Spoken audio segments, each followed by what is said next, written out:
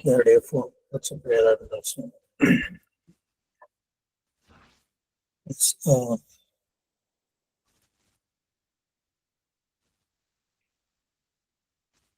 ഇപ്പൊ നമ്മള് സാഹിത്യ വിമർശനം എന്ന് പറയുന്ന ഒരു മൊഡ്യൂളിലേക്ക് വരികയാണ്.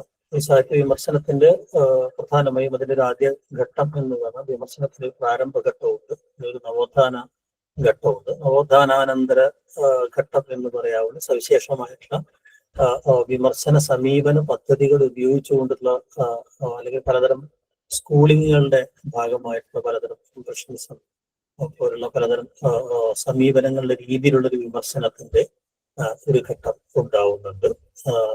പിന്നീട് നമുക്ക് വിമർശനം എന്ന് പറയാവുന്നത് ആധുനികതയും ആധുനികാനന്തരതയും ചേർത്ത് പറയാവുന്ന ഒരു ഘട്ടമാണ്. ആധുനികാനന്തര വിമർശനം എന്ന് പറയുന്ന ഒരു പ്രബലമായ ഒരു സാഹിത്യ വിമർശന ധാരയുണ്ട് എന്ന് പറയാൻ പറ്റില്ല. പക്ഷെ സാഹിത്യ വിമർശനം ഒരു സാംസ്കാരിക പഠനം എന്ന അർത്ഥത്തിനകത്തേക്ക് സാഹിത്യകൃതികളെ സമീപിച്ചുകൊണ്ടുള്ള ഒരു പുതിയ സമീപന പദ്ധതി വരുന്നതോടുകൂടി സാഹിത്യ വിമർശനം എന്ന് പറയുന്ന സവിശേഷമായ ഒരു ടാഗ് ലൈൻ, അതായത് ഒരു സാംസ്കാരിക വിമർശനത്തിനോ പഠനത്തിനോ ഉള്ള ഒരു ഉപാധിയായിട്ട് സാഹിത്യം എന്ന് പറയുന്നത് ഉപകരണമായിട്ട് അതിന്റെ ഒരു മെറ്റീരിയലായിട്ട് സാഹിത്യത്തെ ഉപയോഗിക്കുക എന്ന രീതിയിലേക്ക് ആധുനികാനന്തരതയോടുകൂടി വരുന്നുണ്ട്. അതോടൊപ്പം തന്നെ സാഹിത്യ വിമർശനം മരിച്ചു തുടങ്ങിയ ചില ആശയങ്ങളും ഡേവിഡ് ബൊർലൈനെ പോലുള്ള ആളുകൾക്ക് അങ്ങനെയൊക്കെയുള്ള ചില ആശയങ്ങളും കൊണ്ടുവരുന്നുണ്ട്.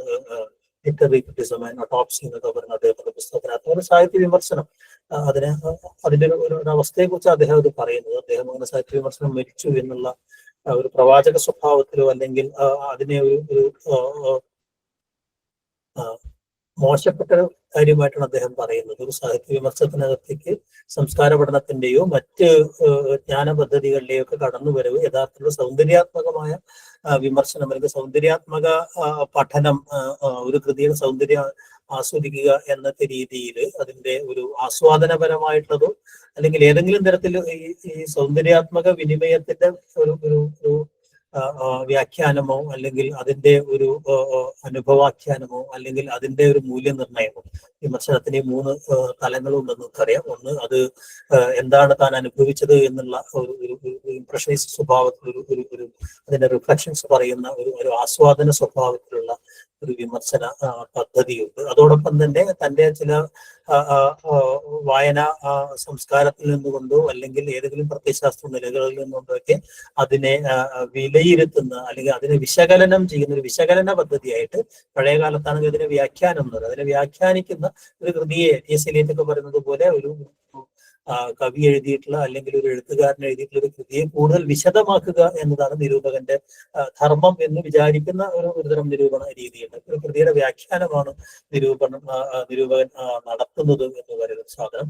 അതല്ല, നിരൂപണം എന്ന് പറയുന്നത് പഴയ ഒരു സങ്കല്പ പ്രകാരം അത് ഒരു മൂല്യനിർണ്ണയമാണ്, ഒരു ജഡ്ജ്മെന്റ് ആണ് എന്നത്. ഇതിന് കൃതിയുടെ ഗുണദോഷങ്ങൾ വ്യവച്ഛേദിച്ചുകൊണ്ട് ആ കൃതിയുടെ ഒരു മൂല്യനിർണ്ണയം നടത്തുക എന്ന് പറയുന്ന നൈയായിക വിമർശനത്തിന്റെ ക്രിറ്റിസത്തിന്റെ ഒരു വിമർശന സങ്കല്പവുമുണ്ട്. അപ്പൊ ഈ 3 തരം സംഗതികളും ഈ വിമർശനം എന്ന് പറയുന്ന ഒരു ആശയത്തിനകത്തുണ്ട് എന്ന് നമുക്കറിയാം. അപ്പോ ഞാൻ പറഞ്ഞു വന്നത് ഈ പറയുന്ന അങ്ങനെ ഒരു കൃതിയെ കേന്ദ്രീകരിച്ചിട്ടുള്ള അതിന്റെ ഒരു ടെക്സ്റ്റിനെ പ്രോസസ് ചെയ്തുകൊണ്ട് ആ ടെക്സ്റ്റിനകത്തുള്ള ഒരു അനുഭവത്തെ ആഖ്യാനം ചെയ്യുക എന്നതിന് പകരം ഒരു ടെക്സ്റ്റിനെ ഉപയോഗിച്ചുകൊണ്ട് സവിശേഷമായ ഒരു സാമൂഹ്യ പരിസരത്തെ, ആശയത്തെ അല്ലെങ്കിൽ അതിന്റെ ഒരു കോണ്ടെക്സ്റ്റിനെയൊക്കെ വ്യാഖ്യാനിക്കുക, ആ കൃതിക്കകത്ത് ഉള്ള സാംസ്കാരിക നിർമ്മിതികളെ കണ്ടെത്തുക, അതിനോട് വളരെ ക്രിട്ടിക്കലായിട്ട് എൻഗേജ് ചെയ്യുക തുടങ്ങിയ പദ്ധതികളിലേക്ക് ഈ പറയുന്ന നമ്മുടെ സംസ്കാര പഠനം എന്ന് നമ്മുടെ മലയാളത്തിൽ പറയുന്ന സാംസ്കാരിക ഈ പറഞ്ഞ കൾച്ചറൽ സ്റ്റഡീസിന്റെ ഒരു സമീപനം 90കളോടുകൂടി സജീവമാകുന്നത്. പ്രത്യേകിച്ച് ദളിത് അല്ലെങ്കിൽ സ്ത്രീ പരിസ്ഥിതി പഠനങ്ങളോ അല്ലെങ്കിൽ ഇപ്പൊ പറയുന്ന പലതരം ശാഖകൾക്കകത്തും അത് തന്നെയാണ് നമുക്ക് കാണാൻ കഴിയും. അപ്പൊ അതുകൊണ്ടാണ് ഒരു ആധുനികാനന്തരതയിലേക്ക് എത്തുമ്പോൾ നമുക്ക് അങ്ങനത്തെ ഒരു വിമർശനത്തിന്റെ ഒരു മാത്രമല്ല അങ്ങനെയുള്ള ഒരു പുതിയ രീതിയിൽ ഒരു കൃതിയെ സംബന്ധിച്ച പരിചയക്കുറിപ്പുകളോ ആസ്വാദനക്കുറിപ്പുകളോ പ്രത്യേകിച്ച് ഈ സോഷ്യൽ നെറ്റ്വർക്കുകളുടെ ഒരു കടന്നുവരവോടുകൂടി അങ്ങനെ ഒരു രീതിയിലേക്ക് അതിന്റെ റിവ്യൂ എന്ന് പറയുന്ന തരത്തിലേക്ക് അത് മാറുകയും ചെയ്യുന്നുണ്ട് നമുക്ക്. അപ്പൊ അതുകൊണ്ട് തന്നെ നമുക്ക് അങ്ങനെ നമ്മുടെ നിരൂപണം മരിച്ചുപോയി എന്നൊക്കെ പറയുന്ന ചില വ്യാഖ്യാനങ്ങൾ മാത്രത്തിലുണ്ട്. അതുകൊണ്ടാണ് ഞാനൊരു 4 ഘട്ടമായിട്ട് തിരിച്ചത് എന്ന് ആധുനികാനന്തര നിരൂപണം എന്ന് പറയുന്ന ഒരു സവിശേഷമായ സംഗതിയായിട്ട് അതിനെ കാണണമോ, അല്ലെങ്കിൽ ഈ പറയുന്ന സംസ്കാര പഠനത്തിന്റെ മേഖലയിലേക്ക് അതിനെ വകമാറ്റണമോ എന്നുള്ളൊരു പ്രശ്നമാണ് ഞാൻ ഉന്നയിച്ചത്. എന്തായാലും ഈ സാഹിത്യ വിമർശനം എന്ന് പറയുന്ന ഒരു ചിന്താ പദ്ധതി അല്ലെങ്കിൽ ഒരു പ്രയോഗ പദ്ധതി, അതൊരു ചിന്താ പദ്ധതിയുമാണ്, അതേസമയം പ്രയോഗ പദ്ധതിയുമാണ്. അത് ഉണ്ടാവുന്നതിന്റെ ഒരു ഒരു ഒരു ഒരു പരിസരം എന്ന് പറയുന്നത് ആധുനികതയുടെ ഒരു വിമർശന സങ്കല്പം എന്ന് പറയുന്ന, അല്ലെങ്കിൽ വിമർശന ബുദ്ധി എന്ന് പറയുന്ന, ഒരു ക്രിട്ടിക്കൽ തിങ്കിങ് എന്നൊക്കെ പറയാവുന്ന ആധുനികതയുടെ ഒരു പ്രധാനപ്പെട്ട ഉപാധിയായിരുന്നു എന്ന് നമുക്കറിയാം. അതുകൊണ്ടാണ് ഈ സാഹിത്യ വിമർശനം എന്ന് പറയുന്നത് യഥാർത്ഥത്തിൽ പാശ്ചാത്യ കൊളോണിയൽ ആധുനികതയുടെ ഭാഗമായി മലയാളം അടക്കമുള്ള ലോകത്തെ എല്ലായിടത്തുമുള്ള ഈ പറയുന്ന ഭാഷകളിലേക്ക് വന്ന ഒന്നാണ് എന്ന് പറയുന്നതിന്റെ ഒരു യുക്തി അതാണ്. അല്ലാതെ അതിനു മുമ്പ് സംസ്കൃത സാഹിത്യ വിമർശനം ഉണ്ടായിരുന്നു, അല്ലെങ്കിൽ വേറെ സാഹിത്യ വിമർശനം ഉണ്ടായിരുന്നു എന്നുള്ള അർത്ഥത്തിലല്ല. ഏറ്റവും പ്രധാനമായിട്ട് അതിനകത്തുള്ള ഒരു ഒരു ഒരു വിമർശന യുക്തി അതിനകത്ത് വരിക എന്ന് പറയുന്ന ഒരു സാധനം, അത് നിലനിൽക്കുന്ന വ്യവസ്ഥകൾക്കെതിരായ ഒരു വിമർശന യുക്തി ഈ പറയുന്ന പൊതുമണ്ഡലത്തിനകത്ത് ഈ പറയുന്ന ഘടനകൾക്കെതിരായിട്ട് അല്ലെങ്കിൽ വ്യവസ്ഥകൾക്കെതിരായിട്ടുള്ള ഒരു വിമർശന യുക്തി പ്രവർത്തിക്കുക, സംവാദാത്മകമായിട്ട് അതിനെ സമീപിക്കുക എന്ന് പറയുന്ന അതേ ശൈലി തന്നെയാണ് ഒരു ടെക്സ്റ്റ് എന്ന് പറയുന്ന സാഹിത്യ പാഠം എന്ന് പറയുന്ന ഒരു വ്യവസ്ഥയെ, അല്ലെങ്കിൽ ആൾറെഡി ഒരു നിർമ്മിതിയെ വിമർശാത്മകമായി സമീപിക്കുക എന്ന് പറയുന്ന ഒരു പദ്ധതിയായിട്ടത് പ്രധാനമായിട്ടും മാറുന്നത്. അത് ഈ പറയുന്ന ഒരു കൃതിക്കകത്തുള്ള ഒരു എഴുത്തുകാരന്റെ ഊറ്റത്തെ അല്ലെങ്കിൽ ആധിപത്യത്തെ, അതിന്റെ ഓണർഷിപ്പിനെ പലതരത്തിലും അതിനെ ഡീസ്റ്റെബിലൈസ് ചെയ്യുക എന്ന് പറയുന്ന ഒരു പ്രോസസ്സ് കൂടിയാണ് അതിന്റെ ഭാഗമായിട്ട് വരുന്നത്. അത് ക്ലിയർ ആണെന്ന് തോന്നുന്നു. അപ്പൊ ആ അർത്ഥത്തിൽ സാഹിത്യ വിമർശനം താരതമ്യേന ഒരു പുതിയ സമീപന പദ്ധതിയാണ് എന്നതാണ് പ്രധാനമായിട്ടുള്ളത്. അപ്പൊ നമുക്ക് സാഹിത്യ വിമർശനം എന്താണെന്നും സാഹിത്യ വിമർശനത്തിന്റെ ഒരു ആദ്യഘട്ടവും അതുപോലെ തന്നെ അതിന്റെ നവോത്ഥാന ഘട്ടവും എന്താണെന്നുള്ള ആ ഒരു മേഖലയിലേക്ക് പോവാം.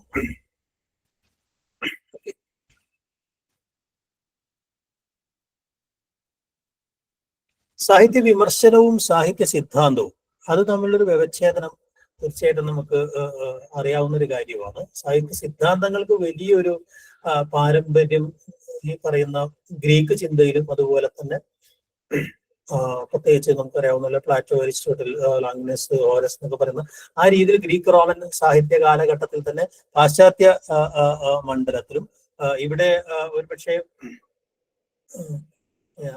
ഭരതമുനി തൊട്ട് തന്നെ, നാട്യശാസ്ത്രം തൊട്ട് തന്നെ ഒരു 18ാം നൂറ്റാണ്ട് വരെയൊക്കെ നീണ്ടു നിൽക്കുന്ന ഒരു വലിയ സംസ്കൃത സാഹിത്യ സൈദ്ധാന്തിക പദ്ധതി, അല്ലെങ്കിൽ കാവ്യമീമാംസ എന്ന് വിളിക്കാവുന്ന ഒരു വലിയ ഒരു സാഹിത്യ തത്വചിന്താ പദ്ധതി ഉണ്ടായിരുന്നു എന്ന് നമുക്കറിയാം. അത് അപ്പൊ ആ അർത്ഥത്തിൽ സാഹിത്യ സിദ്ധാന്തത്തിന് വലിയൊരു പാരമ്പര്യം നമുക്ക് ഉണ്ടായിരുന്നു. എന്താണ് കല എന്നും കലയെ മറ്റുള്ള രൂപങ്ങളിൽ നിന്ന്, സാഹിത്യത്തെ മറ്റു രൂപങ്ങളിൽ നിന്ന് വ്യത്യാസപ്പെടുത്തുന്നത് എന്താണ്, അല്ലെ അതിന്റെ സ്വരൂപം എന്താണെന്നും അതെങ്ങനെയാണ് ആവിർഭവിക്കുന്നതെന്നും അതെന്തുകൊണ്ടാണ് നിലനിൽക്കേണ്ടത്, അല്ലെങ്കിൽ എന്താണ് അതിന്റെ പ്രയോജനം എന്നും ഒക്കെയുള്ള കുറെ ആലോചനകൾ ഇവിടെ ഉണ്ടായിരുന്നു. മാത്രമല്ല അത് തരുന്ന ലാവണ്യാനുഭൂതി എന്താണ്, എങ്ങനെയാണ് ഒരു കൃതി വായിച്ച് നമ്മൾ എന്ത് അവസ്ഥയിലാണ് അല്ലെ, അതിനെ നമ്മൾ എങ്ങനെയാണ് ആസ്വദിക്കുന്നത്, അതിന് വ്യത്യസ്തമായ ഈ പറയുന്ന ഘട്ടങ്ങൾ എന്തൊക്കെയാണ്, അതിന്റെ രൂപഭാവ ഘടനകൾ എന്തൊക്കെയാണ് തുടങ്ങിയ രീതിയിലുള്ള വലിയ ആലോചനകൾ, പ്രത്യേകിച്ച് നമ്മുടെ കാശ്മീർ ശൈവിസവുമായിട്ടൊക്കെ ബന്ധപ്പെട്ട് പിന്നീട് അല്ലെങ്കിൽ വേദാന്ത പദ്ധതിയായിട്ട് ബന്ധപ്പെട്ട് വളരെ വിപുലമായ ആലോചനകൾ സംസ്കൃത കാവ്യ മീമാംസയിലൊക്കെ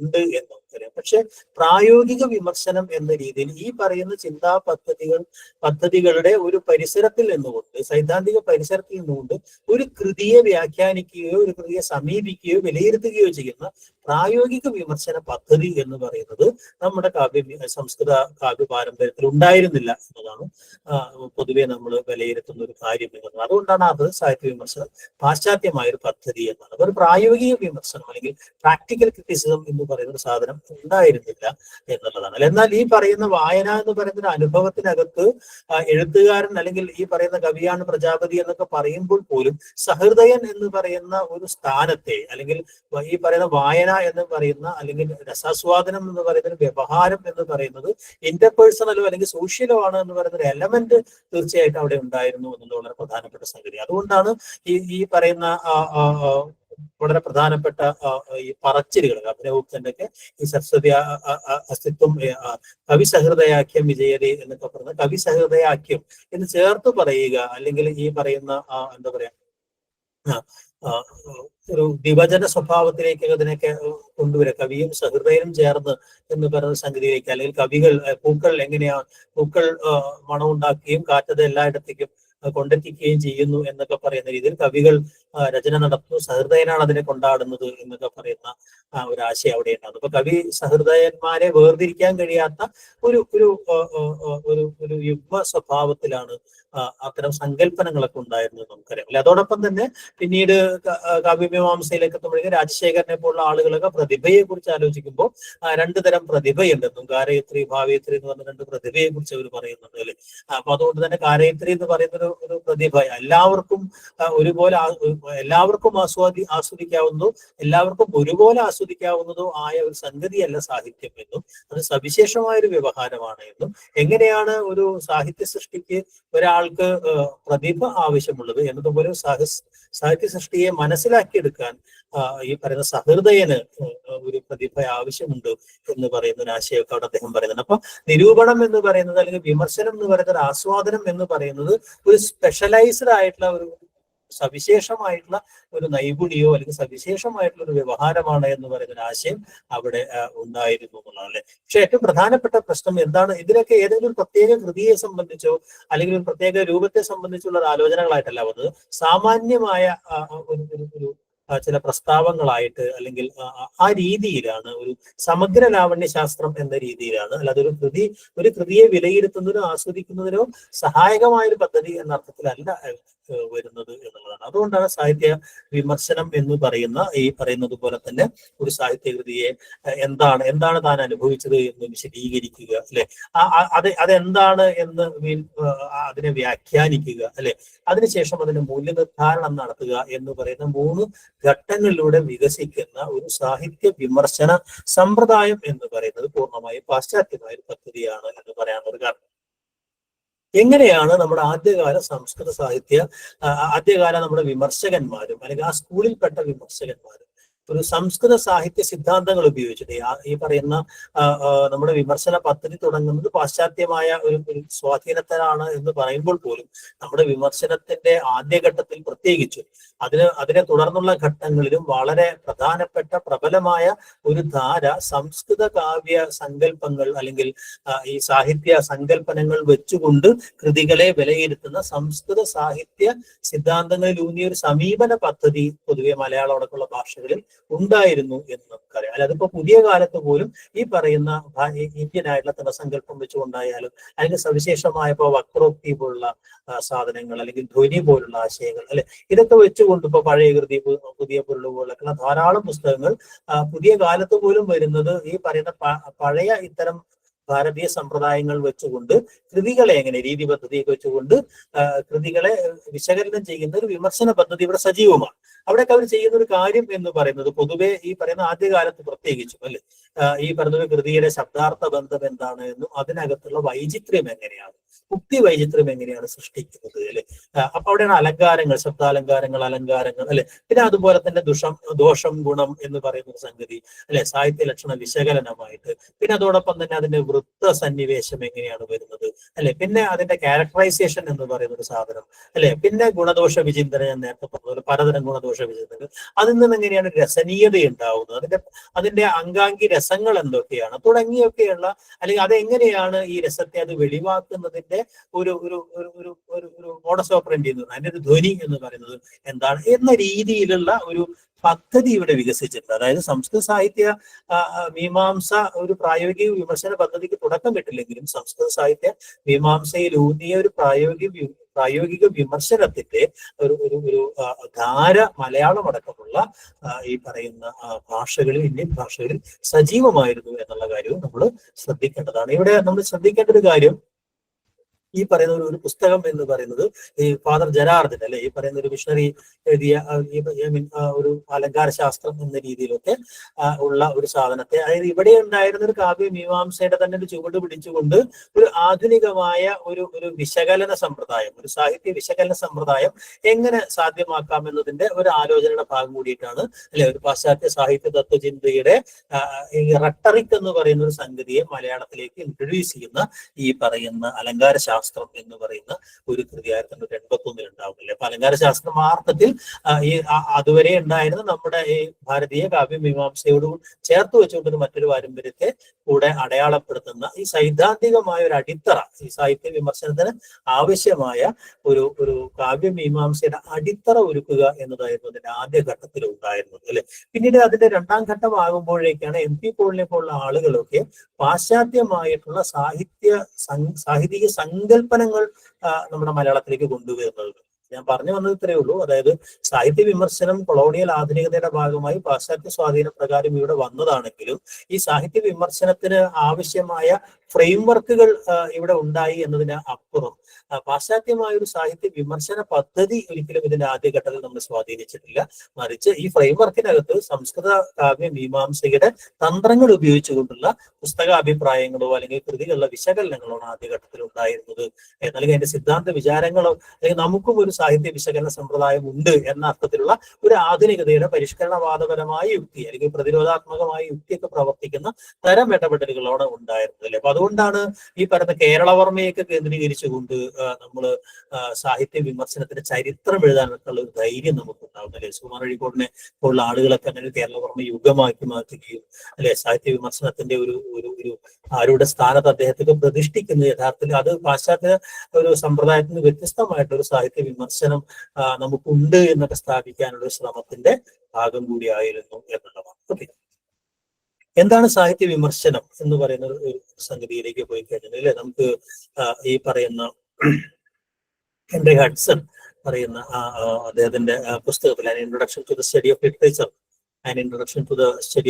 എന്ന് പറയുന്ന ഒരു പുസ്തകത്തിനകത്താണ് അദ്ദേഹം വളരെ വിപുലമായിട്ട് ഈ പറയുന്ന എന്താണ് സാഹിത്യ വിമർശനം ഉണ്ടായിരിക്കേണ്ട ഗുണങ്ങൾ എന്തൊക്കെയാണ്, വിമർശകനുണ്ടായിരിക്കേണ്ട ഗുണങ്ങൾ എന്തൊക്കെയാണ്, അതിന്റെ മൂല്യം എന്താണ് ആ സാഹിത്യ വിമർശകന്റെ പങ്ക് എന്താണ് ഒരു സാഹിത്യ ആസ്വാദനത്തിൽ എന്നൊക്കെ വളരെ വിശദമായി പറഞ്ഞ് പലതരം വിമർശന സമ്പ്രദായങ്ങളെ കുറിച്ചൊക്കെ പറയുന്ന ഒരു കൃതിയാണ് എന്നറിയില്ല. അപ്പൊ സാഹിത്യ വിമർശനം എന്ന് പറയുന്നത് ഈ പറഞ്ഞ പോലെ ഒരു ടെക്സ്റ്റിനെ, ഒരു സാഹിത്യ കൃതിയെ ഒരു ആഖ്യാന പാഠമായി കൊണ്ടുകൊണ്ട് അതിനെ വിശകലനം ചെയ്യുകയും അതിന്റെ ഈ പറയുന്ന ആന്തരികവും ബാഹ്യവുമായ സവിശേഷതകളെ ചൂണ്ടിക്കാണിച്ചുകൊണ്ട് ആ കൃതിയുടെ മൂല്യത്തെ വെളിക്ക് കൊണ്ടുവരിക അല്ലെങ്കിൽ ആ കൃതിയുടെ മൂല്യത്തെ പുറത്തേക്ക് കൊണ്ടുവരിക എന്ന് പറയുന്ന ഒരേ സമയം അത് ഈ പറയുന്ന ബൗദ്ധികവും അതേസമയം അത് സർഗാത്മകവുമായ ഒരു പ്രക്രിയയാണെന്നുള്ളത്. അതായത് അത് ഒരു ഘട്ടത്തിൽ നമുക്ക് ഉണ്ടായിരുന്ന പോലെ ഒരു അക്കാദമിക വിമർശനത്തിന്റെ ഒരു പദ്ധതി നമുക്കുന്നുണ്ട്, സർഗാത്മക വിമർശനത്തിന്റെ ഒരു പദ്ധതിയുണ്ട്. പലപ്പോഴും KPFL-ലേക്ക് എത്തുമ്പോഴേക്കും സാഹിത്യ വിമർശനം ഒരു കലയായിട്ട് മാറുന്ന ഒരു തരത്തിലേക്ക് തന്നെ മാറുന്നുണ്ട് എന്ന് നമുക്കറിയാം. അല്ലെങ്കിൽ അത് മറ്റൊരു ക്രിയേറ്റീവ് ഫോമായിട്ട് മാറുന്നുണ്ട് എന്ന് നമുക്കറിയാം. ഇത് ആദ്യ ഘട്ടത്തിൽ തന്നെ നമുക്ക് പലപ്പോഴും MP പോൾ അടക്കമുള്ള ആളുകൾക്കകത്ത് അത് വളരെ സജീവമായിരുന്നു എന്ന് നമുക്കറിയാം അല്ലെ. അപ്പോ ഈ ഒരു കൃതിയെ വ്യാഖ്യാനിക്കുക എന്ന് പറയുന്നത് അത് ആസ്വദിക്കുക, അല്ലെങ്കിൽ അതിനെ വിവരിക്കുക, അതോടൊപ്പം തന്നെ അതിനെ വ്യാഖ്യാനിക്കുക. ഈ വിവരണവും വ്യാഖ്യാനവും ഒരു ഭാഗത്ത് അതിന്റെ ലക്ഷ്യമാണ്. മറ്റൊന്ന് വിധി കൽപ്പിക്കുക എന്നതും അതിന്റെ രണ്ട് ധർമ്മങ്ങളാണ് എന്ന് ഹെൻറി ഹഡ്സനെ പോലുള്ള ആളുകളൊക്കെ പറയുന്നു അല്ലെ. അപ്പോ ഈ ക്രിറ്റിസിസം എന്ന് പറയുന്ന ഒരു പദം അല്ലെങ്കിൽ ക്രിട്ടിക്കിങ് എന്ന് പറയുന്ന വിമർശാത്മകമായി സമീപിക്കുക എന്നതിൽ നിന്നാണ് സാഹിത്യ വിമർശനം എന്ന് പറയുന്ന ഒരു സാധനം ഉണ്ടാകുന്നില്ല. പക്ഷെ നമ്മുടെ മലയാളത്തിനകത്ത് ഈ പറയുന്ന നിരൂപണം എന്നും വിമർശനം എന്നും ഒരുപോലെ ഉപയോഗിക്കപ്പെട്ടത് നമുക്കറിയാം. ഈ നിരൂപണം പൊതുവെ ഒരു കൃതിയുടെ ഒരു കേവലമായ വിവരണം അല്ലെങ്കിൽ അവലോകനം, ഒരു റിവ്യൂയിങ് എന്ന ഒരു സ്വഭാവത്തിലാണ് പൊതുവെ പറയുന്നുണ്ടെങ്കിൽ സാഹിത്യ വിമർശന സവിശേഷമായ സൈദ്ധാന്തിക പദ്ധതികൾ വെച്ചുകൊണ്ട് ഒരു കൃതിയുടെ ഒരു മൂല്യത്തെ പുറത്തേക്ക് കൊണ്ടുവരികയും അതിന്റെ ഗുണദോഷ വിചിന്തനം നടത്തുകയും മൂല്യനിർണ്ണയം നടത്തുക എന്ന് പറയുന്ന ഒരു സംഗതിയാണ് ഉണ്ടായിരുന്നത് നമുക്കറിയാം. അപ്പൊ ആ ഒരു വ്യത്യാസം പക്ഷേ മലയാളത്തിൽ അത്ര പ്രകടമല്ല. ഈ പറയുന്നത് പോലെ നിരൂപണവും അതുപോലെ തന്നെ വിമർശനവും നമ്മൾ പര്യായ പദങ്ങളായിട്ട് ഉപയോഗിക്കുന്നു എന്നുള്ള കാര്യം കൂടെ ഓർക്കാവുന്ന സംഗതിയാണ് അല്ലെ. അപ്പൊ ഒരു കൃതിയെ എന്താണ് സാഹിത്യ നിരൂപണത്തിന്റെ പ്രയോജനം അല്ലെങ്കിൽ ലക്ഷ്യം എന്ന് പറയുമ്പോൾ അച്ഛൻ പറയുന്ന ഒരു കാര്യം എന്ന് പറയുന്നത് ഒരു കൃതിയെ വായിക്കാനുള്ള പലതരം വഴികൾ തുറന്നിടുകയാണ് എന്നുള്ളതാണ്. പലതരം കാഴ്ചപ്പാടുകളും ഉൾക്കാഴ്ചകളും നൽകുന്നതിലൂടെ ഒരു സാഹിത്യത്തെ കുറിച്ചുള്ള കുറെ കൂടെ ഗഹനമായ നാം വായിച്ചറിഞ്ഞ അനുഭവങ്ങളെ ഒന്നും കൂടെ വിസ്തരിക്കുകയും അല്ലെങ്കിൽ അതിനെ ഒന്നുകൂടെ പ്രസ്തരിക്കുകയും അതോടൊപ്പം തന്നെ അതിന്റെ താൻ കണ്ടെത്താത്ത ചില പുതിയ ആശയങ്ങൾ അല്ലെങ്കിൽ അനുഭവ അനുഭവങ്ങൾ അതിനകത്ത് നിന്ന് നിർദ്ധാരണം ചെയ്തെടുക്കാൻ ഒരു വായനക്കാരനെ സഹായിക്കുകയും ചെയ്യുകയാണ് സാഹിത്യ വിമർശനം ചെയ്യുന്നത് എന്നും അല്ലെ. അതോടൊപ്പം തന്നെ ഈ പറയുന്ന ത്യാജഗ്രാഹ്യ ആ ഒരു ബോധം എന്ന് പറയുന്നത് ഏതാണ് നല്ല കൃതി, ഏതാണ് മോശം കൃതി എന്നതിനൊക്കെ സംബന്ധിച്ച് ഒരു സാധാരണ വായനക്കാരന് വേണ്ട ഒരു പരിശീലനം നൽകുന്നു എന്ന് പറയുന്ന ഒരു സംഗതി. അപ്പൊ ഈ ഒരു പറയുന്ന അനാലിസിസ് എന്ന് പറയുന്നത്, ഇന്റർപ്രിട്ടേഷൻ എന്ന് പറയുന്നത്, ഇവാലുവേഷൻ എന്ന് പറയുന്നത്, ഇത് മൂന്നും ഈ പറഞ്ഞ അദ്ദേഹത്തിന് ഈ ഒരു ലിറ്റററി ക്രിറ്റിസിസത്തിന്റെ 3 കീ ആസ്പെക്റ്റുകളായിട്ടാണ് അദ്ദേഹം പറയുന്നത്. അതായത്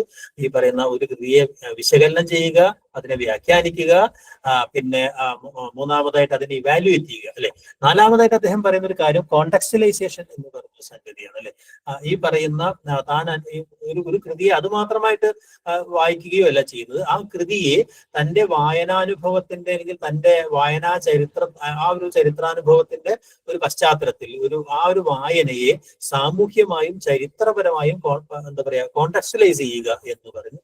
എന്നിട്ട് അതിന്റെ മൂല്യം നിർണ്ണയിക്കുക. എന്താണ് സാഹിത്യ ചരിത്രത്തിനകത്ത്, നമ്മുടെ സാമൂഹ്യ ചരിത്രത്തിനകത്ത് ഈ പറയുന്ന കൃതിയുടെ ഒരു സ്ഥാനം എന്താണെന്ന് അടയാളപ്പെടുത്തൽ കൂടെ ഈ പറയുന്ന സാഹിത്യ വിമർശനത്തിന്റെ ഒരു ലക്ഷ്യമാണ് എന്ന് അദ്ദേഹം പറയുന്നത് അല്ലെ. ഇപ്പൊ സാഹിത്യ വിമർശനത്തെ കുറിച്ചുള്ള ചില അതുപോലെ വിമർശകൻ എന്തൊക്കെ ഉണ്ടായിരിക്കണം, പാണ്ഡിത്യം ഉണ്ടായിരിക്കണം, വസ്തുനിഷ്ഠമായിരിക്കണം, അതുപോലെ തന്നെ സാഹിത്യ വിമർശനം നടത്താൻ ആവശ്യമായിട്ടുള്ള ടെക്നിക്കൽ സ്കിൽ ഉണ്ടായിരിക്കണം.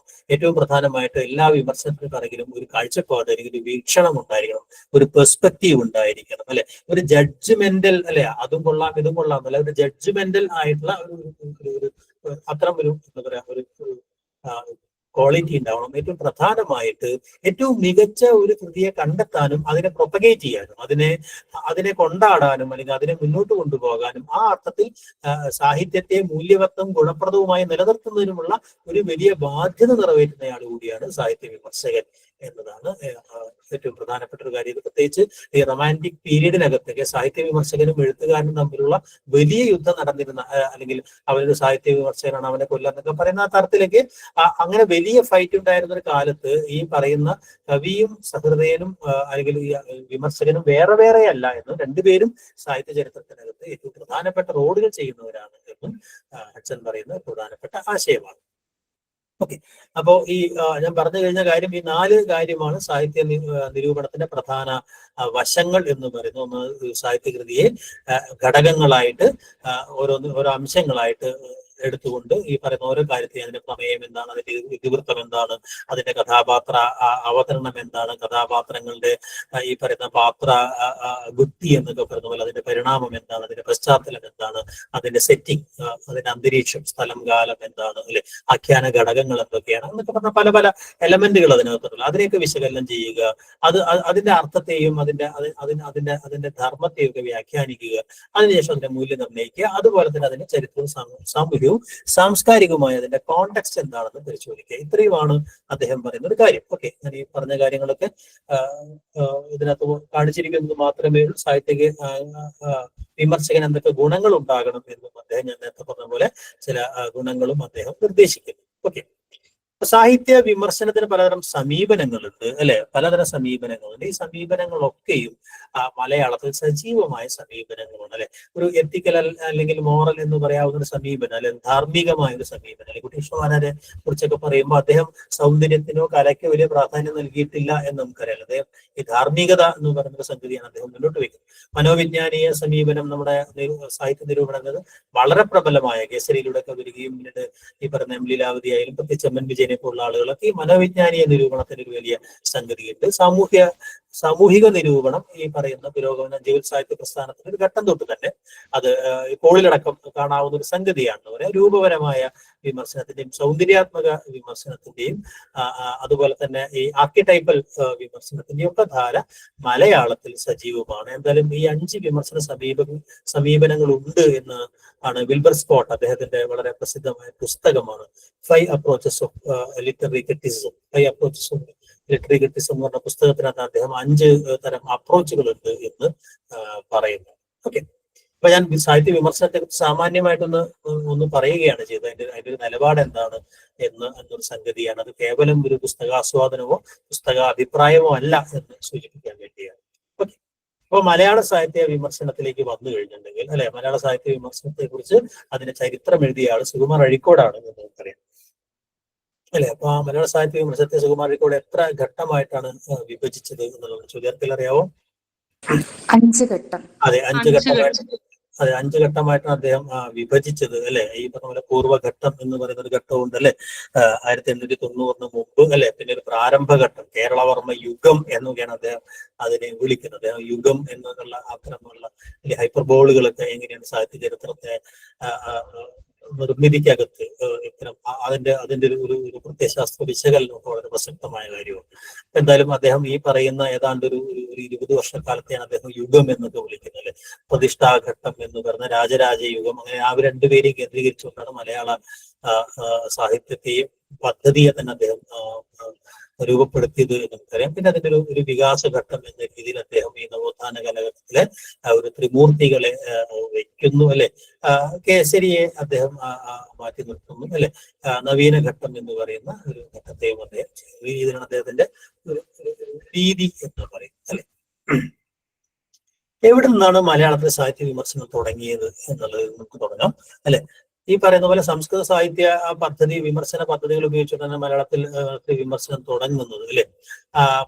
പക്ഷേ ഈ ഒരു കൃതിയുടെ ആന്തരിക മൂല്യനിർണ്ണയം അല്ലെങ്കിൽ ഒരു കൃതിയുടെ ഭാവ ഉന്മീലനം എന്ന് പറയുന്ന ഒരു പ്രക്രിയ അതിനകത്തുണ്ടായിരുന്നില്ല. മറിച്ച് അതിനെ കൃതിയുടെ ബാഹ്യമായ ചില സംഗതികളിൽ, ചില ഘടകങ്ങളിൽ ഒതുങ്ങിക്കൊണ്ടുള്ള ഒരു ക്രിട്ടിക്കൽ അപ്രോച്ചാണ് പൊതുവെ ഉണ്ടായിരുന്നത്. ഈ വാക്യദോഷം, പദദോഷം, അലങ്കാരങ്ങൾ എന്നിങ്ങനെ ഓരോന്നിനെ എടുത്തു കാണിക്കുന്നത് ഒരു കൃതിയെ ഒരു ടോട്ടാലിറ്റി ആയിട്ട് കാണുന്നെങ്കിൽ ഒരു സമഗ്ര ലാവണ്യാനുഭവം എന്താണ് എന്ന തരത്തിലുള്ള ഒരു വിശകലനം അവിടെ ഉണ്ടായിരുന്നില്ല എന്നുള്ളതാണ് അല്ലെ? ഇപ്പോ അതുകൊണ്ട് തന്നെ നമുക്ക് ലീലാതിലകം എന്ന് പറയുന്നത് നമ്മുടെ ആദ്യത്തെ കാവ്യ മീമാംസ എന്ന് വേണമെങ്കിൽ നമുക്ക് പറയാൻ കഴിയാവുന്ന ലീലാതിലകത്തെ അർത്ഥത്തിൽ നമുക്ക് ആദ്യത്തെ വിമർശന ഗ്രന്ഥമായിട്ട് കാണാം എന്നുള്ളതാണ്. കാരണം അദ്ദേഹം ഈ 8 ശില്പങ്ങൾക്കകത്ത് ഈ സംസ്കൃത കാവ്യ മീമാംസ അനുസരിച്ച് ദോഷമെന്നും ഗുണമെന്നും ശബ്ദാലങ്കാരം, അർത്ഥാലങ്കാരം എന്നൊക്കെ പറഞ്ഞ അദ്ദേഹം ഈ അധ്യായങ്ങളെ വിഭജിച്ചുകൊണ്ട് അതിന്റെ ഓരോ തരം ഈ പറയുന്ന ഓരോ ദോഷങ്ങളെ, ഗുണങ്ങളെയൊക്കെ അദ്ദേഹം വിശദീകരിക്കുന്ന സമയത്തൊക്കെ ധാരാളം ഉദാഹരണ പദ്യങ്ങൾ എടുത്തുകൊണ്ട്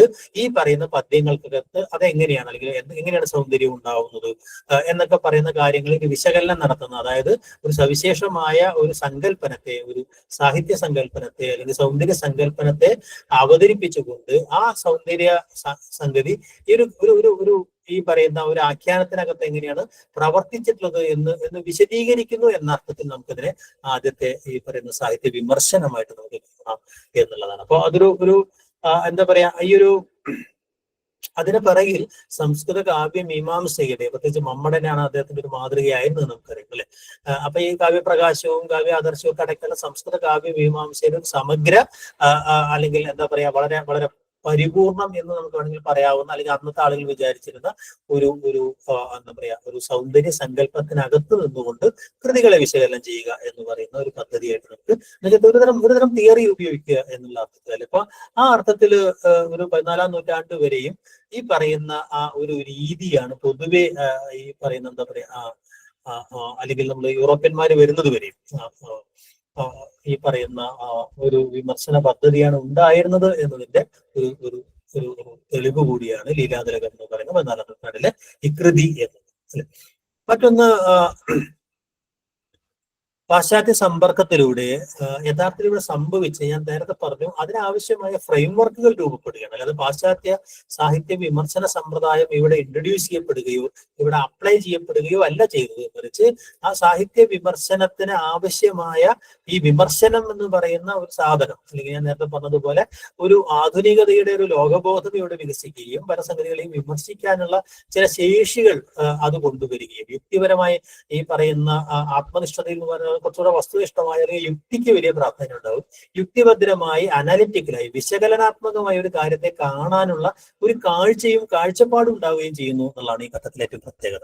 അതോടൊപ്പം തന്നെ അച്ചടി കടന്നു വരുന്നു, പത്രമാസികകൾ ഉണ്ടാവുന്നു അല്ലെ? പത്രമാസികകൾക്കകത്ത് പുസ്തക പ്രസാധന സംരംഭങ്ങൾ ഉണ്ടാവുന്നു അല്ലെ? അപ്പൊ അതുകൊണ്ട് തന്നെ ഈ പുസ്തകങ്ങളൊക്കെ അച്ചടിക്കപ്പെടുന്നു. അച്ചടിക്കപ്പെട്ട പുസ്തകങ്ങൾ ഈ പറയുന്ന വാരികകളിലൂടെ അല്ലെങ്കിൽ വിൽക്കപ്പെടുന്നു, അല്ലെങ്കിൽ അതിന്റെ പരസ്യങ്ങൾ വരുന്നു.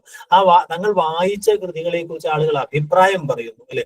അല്ലെങ്കിൽ സാഹിത്യത്തെ സംബന്ധിച്ചുള്ള ചില പൊതുവായ ആലോചനകൾ ഉണ്ടാവുന്നു, അല്ലെ? അപ്പൊ അങ്ങനെ രീതിയിൽ സാഹിത്യ സങ്കല്പനത്തെ സംബന്ധിച്ചും സാഹിത്യ വായനാനുഭവത്തെ സംബന്ധിച്ച പലതരം അഭിപ്രായങ്ങളും കാഴ്ചപ്പാടുകളും ഒക്കെ അങ്ങനെ ഒരു സംവാദ മണ്ഡലം ഉണ്ടാകുന്നു. മലയാളത്തില് ഏറ്റവും സജീവമായി സാഹിത്യ സംവാദങ്ങൾ ഉണ്ടാകുന്ന ഒരു ഘട്ടം കൂടിയാണ് ഇതിന്റെ ആദ്യത്തെ ഘട്ടം എന്ന് പറയുന്നത്. ഈ സാഹിത്യ സംവാദങ്ങളാണ് യഥാർത്ഥത്തിൽ മലയാള സാഹിത്യ വിമർശനത്തെ രൂപപ്പെടുത്തിയതും മുന്നോട്ട് കൊണ്ടുപോയതെന്ന് പറയാം. അപ്പൊ അങ്ങനെ ഒരു സംവാദ സ്ഥലം ഉണ്ടാവുക, ഒരു ആധുനിക സംവാദ സ്ഥലമായിട്ട്, ഒരു ജനാധിപത്യ സംവാദ സ്ഥലം ഉണ്ടാക്കിയെടുക്കുക എന്ന് പറയുന്ന ഒരു പശ്ചാത്തല നിർമ്മിതിയാണ് യഥാർത്ഥത്തിൽ ഈ പറയുന്ന പാശ്ചാത്യ കൊളോണിയൽ ആധുനികത ചെയ്തതെന്ന് പറയാം. അതോടൊപ്പം തന്നെ ഈ ഇംഗ്ലീഷ് വിദ്യാഭ്യാസവും അല്ലെങ്കിൽ പൊതുവെ ഈ പറയുന്ന വിദ്യാഭ്യാസത്തിലേക്ക് വരികയും പുതിയ ലോകങ്ങളെ കുറിച്ച്, പുതിയ സാഹിത്യ സങ്കല്പങ്ങളെയൊക്കെ പരിചയപ്പെടുകയും സാഹിത്യകൃതികളെ പരിചയപ്പെടുകയും ചെയ്യുന്ന ഒരു ഘട്ടവും ഉണ്ടാകുന്നത്, അല്ലെ? അങ്ങനെയാണ് ഈ പറയുന്ന എന്താ പറയാ ആധുനിക വിദ്യാഭ്യാസം നേടിയ ഈ പറയുന്ന ഒരു പുതിയ തലമുറ, ചെറുപ്പക്കാരുടെ തലമുറ, സി.പി. അച്യുതമേനോനായാലും അല്ലെങ്കിൽ എ ആർ രാജരാജവർമ്മയായാലും ഇങ്ങനെയുള്ള ആളുകൾ, അല്ലെങ്കിൽ കേരളവർമ്മയെ പോലുള്ള ആളുകളൊക്കെ ആയാലും അങ്ങനെയുള്ള ഒരു ഇവിടെ ഉണ്ടായിരുന്ന മറ്റേ ഒരു പഴയ അർത്ഥത്തിലുള്ള ഉൽപ്പതിഷ്ണുക്കളായിട്ടുള്ള അല്ലെങ്കിൽ ഒരു പണ്ഡിതന്മാരായിട്ടുള്ള കുറെ ആളുകളുടെ, എൻലൈറ്റഡ് ആയിട്ടുള്ള കുറെ ആളുകൾക്കിടയിൽ ഉണ്ടായിരുന്ന ചില സാഹിത്യ സംവാദങ്ങളാണ് അല്ലെങ്കിൽ സല്ലാപങ്ങളാണ് ഇവിടെ വിമർശനമായിട്ട് വികസിച്ചത്. അതുകൊണ്ട് നമ്മുടെ ആധുനിക വിമർശനത്തിന്റെ ആദ്യ ദശയെ നമ്മൾ പത്രമാസിക നിരൂപണം എന്ന് വിളിക്കുന്നതിന്റെ ഒരു കാരണം അതാണ്. അത് ഏതെങ്കിലും ഒരു പത്രമാസികയിലൂടെ ഈ പറയുന്ന വിദ്യാവിനോദിനിയെ പോലുള്ള ഒരു സാഹിത്യ മാസികയുടെ ഇത് വന്നു എന്ന് പറയുന്ന ഒരു അർത്ഥത്തിൽ മാത്രമല്ല എന്നുള്ളതാണ്. അപ്പോൾ അത് വളരെ പ്രധാനപ്പെട്ട ഒരു കാര്യമാണ്. പത്രമാസിക നിരൂപണമാണ് ഇവിടെ തുടങ്ങിയത് എന്ന് പറഞ്ഞത്. അത് ഞാൻ നേരത്തെ പറഞ്ഞതുപോലെ വിദ്യാവിനോദിനി അതിന്റെ ഒരു പ്രധാനപ്പെട്ട കേന്ദ്രമായിരുന്നു. സി.പി. അച്യുതമേനോന്റെ ഒരു പ്രധാനപ്പെട്ട ആളായി മാറിയെങ്കിൽ കൂടി അതിനു മുമ്പും നമുക്ക് ഈ പറയുന്ന വിദ്യാസംഗ്രഹത്തിനകത്ത്, വിദ്യാവിലാസനിക്കകത്ത്, അല്ലെ, അതോടൊപ്പം തന്നെ ഒരേ സമയം മനോരമ വരുന്നുണ്ട്, ഭാഷാഭൂഷണിയും അതുപോലെ വിദ്യാവിനോദിനിയും അടക്കമുള്ള നിരവധി മാസികകൾ അല്ലെങ്കിൽ അത്തരം ഈ പറയുന്ന രൂപങ്ങൾ ഉണ്ടാവുന്നു. അവിടെയൊക്കെയും പലതരം സാഹിത്യ സംവാദങ്ങൾ ഉണ്ടാവുന്നു. അതോടൊപ്പം തന്നെ എഴുത്തുകാരുടെ കൂട്ടായ്മകൾ ഉണ്ടാവുന്നു. ഭാഷാഭൂഷണി സഭ പോലുള്ള സഭകൾ ഉണ്ടാവുന്നു. അവരുടെ ഈ പറയുന്ന പലതരം സഭകൾക്കകത്ത് ഈ പറയുന്ന അവരുടെ പലതരം യോഗങ്ങൾ ഉണ്ടാവുന്നു. ആ യോഗങ്ങൾക്കകത്ത് വലിയ ചർച്ചകളും പ്രസംഗങ്ങളും ഉണ്ടാവുന്നു.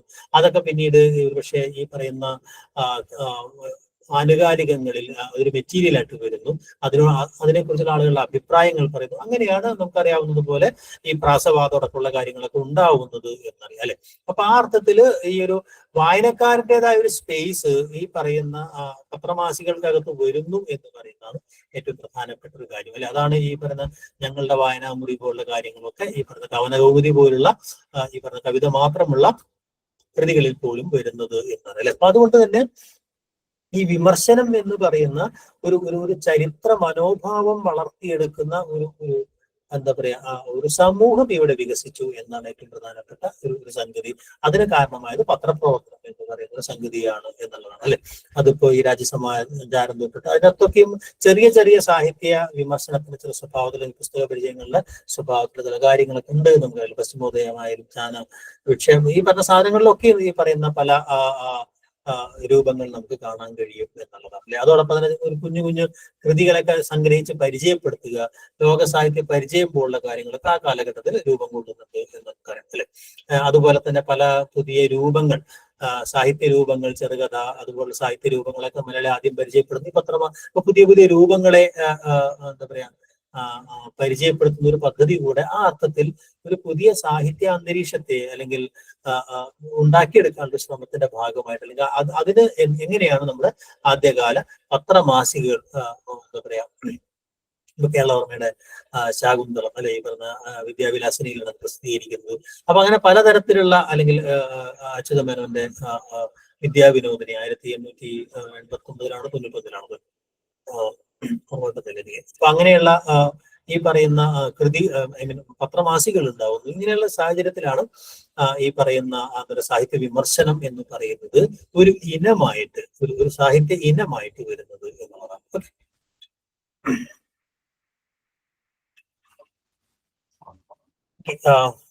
സി.പി. അച്യുതമേനോന്റെ ഒരു റോൾ എന്തായിരുന്നു? നമ്മുടെ കേരളവർമ്മയാണ് മുന്നോട്ട് വെക്കുന്നത്. കേരളവർമ്മയ്ക്ക് ശേഷമാണ് സി.പി. അച്യുതമേനോൻ വരുന്നെങ്കിലും ഒരു പുതിയ സാഹിത്യ ചരിത്ര ഭാവനയ്ക്കകത്ത് പലപ്പോഴും നമ്മൾ സി.പി. അച്യുതമേനോനാണ് കുറെ കൂടെ മുന്നോട്ട് വെക്കുന്നത് എന്നുള്ളതാണ് നമുക്കറിയാവുന്ന ഒരു കാര്യം. ഇപ്പോൾ നമുക്കൊരു ആധുനിക നിരൂപണം എന്ന് പറയുന്ന ഒരു സമ്പ്രദായം, ഗ്രന്ഥ നിരൂപണം എന്ന് പറയുന്ന ഒരു സമ്പ്രദായം ഇവിടെ പോപ്പുലറൈസ് ചെയ്ത ഒരാളെന്ന് നമ്മൾ CP അച്യുതമേനോനെ പ്ലേസ് ചെയ്യുന്നതെന്ന് അറിയാം അല്ലെ. അതോടൊപ്പം തന്നെ സാഹിത്യത്തിനകത്ത് ഒരു സാഹിത്യ വിമർശകൻ ഒരു ആചാര്യ പദവിയിലേക്ക് എത്തുക എന്നൊക്കെ പറയുന്ന, അല്ലെങ്കിൽ അങ്ങനെയൊക്കെയുള്ള ഈ അറൗണ്ടൊക്കെ പറയുന്ന ഒരു സംഗതി. അപ്പൊ അയാളൊരു ഒരു വലിയ എന്താ പറയാ ഒരു ജഡ്ജി ആയിട്ടുകൊണ്ട്, അല്ലെങ്കിൽ ഈ പറയുന്ന ഒരു ന്യായാധിപനായി നിന്നുകൊണ്ട് നല്ലതിനെ മാത്രം, സാഹിത്യത്തിൽ ചില നിയമങ്ങൾ നടപ്പിലാക്കുകയും നല്ലതിനെ മാത്രം പ്രൊപ്പഗേറ്റ് ചെയ്യുകയും ചെയ്യുക എന്നുള്ള അർത്ഥത്തിൽ, അതുകൊണ്ട് തന്നെ അദ്ദേഹം നടത്തിയ പലതരം രൂക്ഷമായ വിമർശനങ്ങൾ കൊണ്ട് ഈ സാഹിത്യമേ എഴുത്തേ നിർത്തിപ്പോയ കുറെ ആളുകളെ കുറിച്ചൊക്കെ മറ്റുള്ളവർ പറയുന്നുള്ള കാരണം. അപ്പൊ അവിടെ അങ്ങനെ ഒരു വലിയ ഒരു എന്താ പറയാ ആചാര്യ സ്വഭാവത്തിലേക്ക് ഒരു നിരൂപകനെ പ്രതിഷ്ഠിക്കുന്ന, അല്ലെങ്കിൽ ഒരു വിധികർത്താവ് എന്ന നിലയ്ക്ക് നിരൂപകനെ പ്രതിഷ്ഠിക്കുന്നത് CP അച്യുതമേനോനാണ് എന്നുള്ളതാണ്. അഥവാ സാഹിത്യ വിമർശനം എന്ന് പറയുന്നത് വളരെ ഗൗരവപ്പെട്ട, വളരെ പ്രധാനപ്പെട്ട ഒരു സാഹിത്യ പ്രവർത്തനമാണ് എന്ന് സ്ഥാപിക്കുകയാണ് അദ്ദേഹം ചെയ്യുന്നത് എന്നുള്ളതാണ് അല്ലെ. അത് കേവലം കേരളവർമ്മ ചെയ്യുന്നത് പോലെ ഓരോ കൃതികൾക്ക് സർട്ടിഫിക്കറ്റ് കൊടുക്കുന്ന പണിയല്ല എന്നും, അത് ഖണ്ഡന വിമർശനത്തിന്റെ ഒരു പദ്ധതിയാണ്. ഖണ്ഡനം മണ്ഡനം എന്നൊക്കെ നമ്മൾ തിരിച്ച്, അതുകൊണ്ട് തന്നെ ഒരു കൃതിയുടെ ഗുണദോഷങ്ങൾ വ്യവച്ഛേദിച്ചുകൊണ്ട് അതിന്റെ ദോഷങ്ങളെ പ്രത്യേകിച്ച് ചൂണ്ടിക്കാണിച്ചുകൊണ്ട് ഈ പറയുന്ന ദോഷങ്ങളില്ലാത്ത സാഹിത്യ കൃതികളുടെ ഒരു വരവിന് വേണ്ടി ശ്രമിക്കുക എന്നാണ് സാഹിത്യ വിമർശകന്റെ ലക്ഷ്യം എന്ന് പറയുന്ന ഒരു സംഗതി അല്ലെ. ആനുകാലികങ്ങളിൽ പുസ്തക വിമർശനത്തിന്റെ ഒരു പിതാവ് കൂടിയായിരുന്നു അദ്ദേഹം. അതിനൊരു മാതൃകയും അദ്ദേഹം അവതരിപ്പിച്ചു എന്നാണ് ഏറ്റവും പ്രധാനപ്പെട്ട സംഗതി അല്ലെ. അപ്പൊ ആനുകാലികങ്ങളുടെ ഈ ഒരു സംഗതി എന്ന് പറയുമ്പോൾ ഏറ്റവും പുതിയ സാഹിത്യത്തെ, ഏറ്റവും കണ്ടംപററി ആയ ലിറ്ററേച്ചറിനാണ് അദ്ദേഹം അഡ്രസ് ചെയ്തതല്ല. മറ്റു പലരെയും പോലെ പഴയ കൃതികളെയോ അല്ലെങ്കിൽ പഴയ സാഹിത്യ വിമർശന പദ്ധതികളെയായിരുന്നില്ല. ഏറ്റവും കണ്ടംപററി ആയിട്ടുള്ള അപ്പോൾ വർത്തമാനകാല സാഹിത്യത്തോട് ഏറ്റവും സത്യസന്ധമായും നിഷ്പക്ഷമായും പ്രതികരിക്കുക എന്ന് പറയുന്ന ഒരു കാര്യമാണ് അദ്ദേഹം ചെയ്തത്. അതോടൊപ്പം തന്നെ അത് തൊട്ടു മുമ്പുള്ള ഒരു കാലത്തേക്കാൾ കൂടുതൽ മെച്ചപ്പെട്ടതായിരിക്കണം. അഥവാ ഈ നവീകരണം എന്ന് പറയുന്നത് സാഹിത്യ രൂപങ്ങൾക്ക് ആവശ്യമാണ് എന്നൊരാശയം അദ്ദേഹത്തിന്റെ ഇതിനകത്ത് ഉണ്ടായിരുന്നു എന്നുള്ളതാണ് അല്ലെ. അതോടൊപ്പം തന്നെ അദ്ദേഹം ഈ പറയുന്ന ഈ സാഹിത്യ സൈദ്ധാന്തിക സങ്കല്പനങ്ങളെയൊക്കെ പരിചയപ്പെടുത്തുന്ന ഒരു സാഹിത്യ ശിക്ഷണം എന്നുള്ള ഒരു ലക്ഷ്യത്തിനത്തിൽ അങ്ങനെയുള്ള കുറെ കാര്യങ്ങളും അദ്ദേഹം ചെയ്തിരുന്നു എന്നത് പ്രധാനമാണ് അല്ലെ.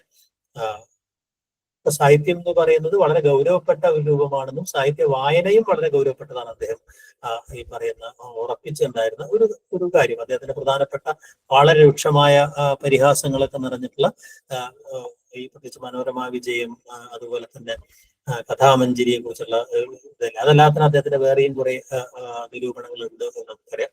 ഈ നിരൂപണങ്ങളിലൂടെ അദ്ദേഹം ഒരു നിരൂപകൻ മാത്രമായിരുന്നില്ല, ഈ കൊച്ചിൻ സ്റ്റേറ്റ് മാനുവലിന്റെ കർത്താവാണ് എന്ന് നമുക്കറിയാം അല്ലെ. അപ്പൊ എന്തായാലും ഏറ്റവും പ്രധാനപ്പെട്ട ഒരു കാര്യം, കവിത എന്ന് പറയുന്നത് ഒരു ആന്തരിക അനുഭവമുള്ള ഒരു ഭാഷാ സത്തയാണ്, അല്ലെങ്കിൽ ഭാഷാ വ്യവഹാരമാണെന്നും അതിന്റെ ആന്തരികാനുഭവത്തിലാണ് പ്രധാനം എന്ന് പറയുന്നതാണ് ഏറ്റവും പ്രധാനപ്പെട്ട ഒരു കാര്യം എന്ന് പറയുന്നത് അല്ലെ. രണ്ട് വീക്ഷണഗതിയായിരുന്നു അർത്ഥത്തിൽ ഈ പറയുന്ന കേരളവർമ്മയ്ക്കും അല്ലെങ്കിൽ ഈ പറയുന്ന അച്യുതമേനോനും ഉണ്ടായിരുന്നത്. എങ്കിലും അവർ പരസ്പരം ബഹുമാനിച്ചിരുന്നു അറിയാം. കേരളവർമ്മയുടെ കൃതികളെ കുറിച്ചൊക്കെ നല്ല അഭിപ്രായം പറഞ്ഞ ആളുകൂടിയാണ് എന്നുള്ളതാണ് ഏറ്റവും പ്രധാനപ്പെട്ട ഒരു കാര്യം. എന്തായാലും ഏറ്റവും പ്രധാനപ്പെട്ട ഒരു ആശയം എന്ന് പറയുന്നത് ഒരു അല്പം കാലം മുന്നോട്ട് കണ്ടുകൊണ്ട് നിലനിൽക്കുന്ന സാഹിത്യ സങ്കല്പങ്ങൾക്കകത്തുകൊണ്ട് സാഹിത്യത്തെ ഒരു വ്യവസ്ഥപ്പെടുത്തുക എന്ന് പറയുന്ന ഒരു പ്രക്രിയയല്ല, മറിച്ച് ഒരു ചിന്താപരമായ ഒരു സാഹസത്തോടു കൂടി ഇനി വരാൻ പോകുന്ന ഒരു കാലത്തെ വിഭാവനം ചെയ്യുക എന്ന് പറയുന്ന AR രാജരാജവർമ്മയൊക്കെ ചെയ്തിട്ടുള്ള ഒരു റോൾ, കേസരിയൊക്കെ ചെയ്തിട്ടുള്ള ഒരു റോളിന്റെ വഴിയിൽ തന്നെയായിരുന്നു യഥാർത്ഥ CP അച്യുതമേനോൻ എന്ന് പറയാം അല്ലെ. അപ്പൊ അദ്ദേഹത്തിന്റെ വിമർശനം വളരെ പരുഷമായതും ആ അർത്ഥത്തിലാണ് എന്നുള്ളതാണ്. അപ്പോൾ ഖണ്ഡന വിമർശനം പ്രധാനമായിട്ടും അദ്ദേഹത്തിന്റെ ചില പ്രധാനപ്പെട്ട വിമർശനങ്ങൾ നിങ്ങൾക്ക് ഓർമ്മയുണ്ടാവണം, അതാണ് ഏറ്റവും പ്രധാനപ്പെട്ട കാര്യം.